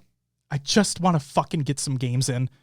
I want to do some challenges. So I just messaged in Discord. I'm like, hey, if anyone wants to play, I'll be on for like a couple games. And yeah, I played some Halo. So that's what I did. And no, she's okay. I just wanted to mention that because that's why I wasn't able to play. Yeah, that's literally all I played over the last week was just a little Halo Infinite. But I am happy to say that finally that event pass is done. And the battle pass is done too. So now I don't have to play for like 3 months. It's great. Yeah. You won't either. I will. Yeah, shut the fuck up. I will. You'll leave me hanging. No, I feel bad because I haven't been present in playdates because of shit that's been happening around here. So I definitely need to get back on that. I want to do the Thursday stuff with you guys, but obviously I couldn't because of things that are happening. So yeah, definitely want to. And now that ranking has been fixed, I feel more enticed to. There you go. All right, let's get into some shoutouts. Got a lot. Shout out to everyone who followed and subbed during the live show. Let's fucking get into it. We have Da Fudge Bag. Great name. Nady, British Rocker 10, Anti-Fear, BC the Gray, Suasha, Collect, Ice Cream TX, Darkroom, and, like I said, Mr. Espinelli. And if I mispronounced that, I apologize. Thank you all very much for the follows. It's greatly appreciated. And then also Winkler with the 6 month resub, Chica with the 1 month sub, and then whoa, what the fuck? Hold on. Them with the 1 month resub. 1 month sub as well. Thank you all so very much. You all get woo. And Gilkey, why now? I appreciate it, but why now? Gilkey with the fucking host. Thank you so much. Thank you. To the Gilkey viewers, Gilkey, hope you had a great stream, by the way, obviously. Wishing you the best of luck on landing on you're already on G2. What the fuck am I talking about? I wish you guys the best. But to the Gilkey, and Gilkey with the follow, thank you so much as well. Greatly appreciated. God, look at these guys. You guys are so nice. So nice. Gilkey, thank you for the sub. the Gilk Milk, if you will. Remember back in those days? Holy shit. We don't talk about that organization anymore. But, you know, thanks. No, thank you. Thank you. Far too kind. Far too kind. Gilky with the host. Thank you very much. For those who are tuning in, I'm just going to apologize up front because this is actually the end of our show. So, Gilky, while we appreciate the host, don't get me wrong, this is towards the end of our show. But hey, shameless plug time. If you're any at all interested in catching the rest of it, you can check out the VOD on YouTube when it goes live tomorrow, or you can check it out on all your favorite podcast services. Will's going to plug the show soon, and that'll be live tonight. And then congratulations to our own Davey Wavy on becoming the Chief Marketing Officer of Wichita Esports. That's fucking awesome. And then happy belated birthday to Dan Gaskin, the duo to Schurzy, Roy Lunchbox, because they're twins, and Soul Snipe. Happy birthday to you, gents. Community Creations, I only have 2 for you. Only 2? Only 2 this week. But one of them, oh, yeah, you might be featured in. Oh, wait, you are featured in. Hey. First one, Halo Memes Every Day, reddit.com/r/Halo Memes. And then C4's top 5 Halo Infinite clips. This is first one by legendary C4. Go check that video out because, Will, I'm maybe in it. I had to play. He is in it. I didn't. It's there. Go check it out. He's number 1. Well, you didn't have to. I think it's underwhelming for a number. I didn't think I deserved the number 1 play, okay? I mean, I thought it was pretty fucking awesome. So it was, just something bizarre that happened. Sure. Sure. Yeah. But it was awesome. But it was awesome. It was awesome and it was unexpected. Yeah. Spoilers, Schurzy, you're getting 2 drinks from us. So shut the fuck up. All right. You just calm down. Calm down. Oh no, I'm an HCS caster. I get to talk my shit. All right, bud. Go check out the play anyway. We have our platform too. All right. Just kidding. I love you, Schurzy. You know that. He's got a point. Everybody has their platform to have their soapbox. Schurzy, I'm just waiting for a time where you're just on the casting desk. I mean, you're on the stage, right? You're casting alongside Gaskin, or you're casting alongside whoever, and you just stare right into the camera and just go off on a tangent on something. Just completely break immersion from casting whatever you're doing, or when the desk. Yeah, or on the desk, or you're done casting a series, and right before you hand it back off to those on the analyst desk, you're just, and hey, I need to talk to you about something. You just go fuck it off. I want to see that happen. I do. I think it'd be incredible. I know it probably won't happen, but it'd be really funny. And it gives us more things to talk about, which would be great. Yo, Red, thank you for the follow. Greatly appreciated. Thank you. Will, that's all I fucking got. Yeah, we're 3 hours. Just hit the 3-hour mark on the recording. Literally. So it's a long show. Oofda. As we've said multiple times in this show. Good. From Minnesota, if you didn't know. Yeah, we are. We are from Minnesota. It's hot. It's toasty in this room. I am sweating. It is. It's not hot outside anymore, but yeah, it is. I mean, we have the door closed and locked so my kid doesn't fucking come rushing in. All right. Well, with that, would you mind plugging the show? Of course. You can find us on your favorite podcast services. Just search for HCS Pro Talk. We are on iTunes, Podbean, Stitcher, and Spotify, and others as well. Leave us a review and let others know about the show. Pocket Cast. That's Josh's favorite. Join the Discord if you'd like to join the community discussion. If you'd hit !Discord in chat. We have just general chat channels, IRL, Halo, Infinite, Esports, whatever. We talk about Destiny, other games as well. Go check out the Discord if you want to join the community discussion over there. Absolutely. We also have our Twitter for social media sites. We have an Instagram and Facebook. Twitter is the main point of communication, really, for us. So go follow us on Twitter if you would like. We do upload to YouTube. I think Josh said the VOD will go live tomorrow. If you want to catch any other episode that we've done in the past, it's all logged there. And then if you'd like to watch us live on Twitch, if you're currently listening and want to catch a live show live on Twitch, twitch.tv/HCS Pro Talk, Mondays at 7 p.m. Central. If you'd like to go to hcsprotalk.com, there it is. There's a backlog of things there too. Link to merch in the top right corner if you're interested.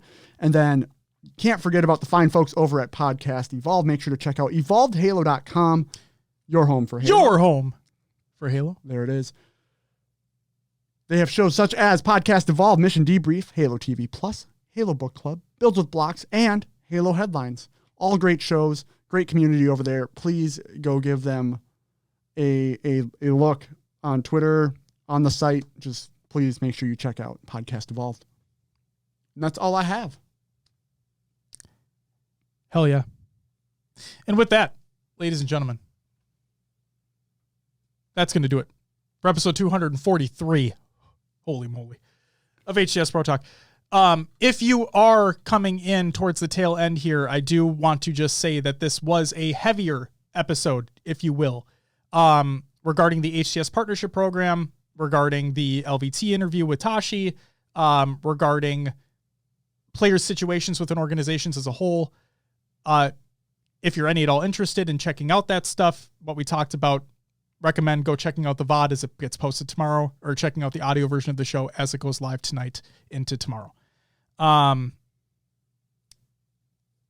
Guys, that's going to do it for us. We'll be back next week to talk about God knows what, because the competitive Halo community, you never know what's going to happen right around the corner. Although we do know that Halo.api will have information this week on Wednesday as to what the potential future is for them. And all we can hope for is that it's good news. Because if it's not, we don't need another L for this community. That's for sure. Guys, we'll see you next week. But until then, bye-bye!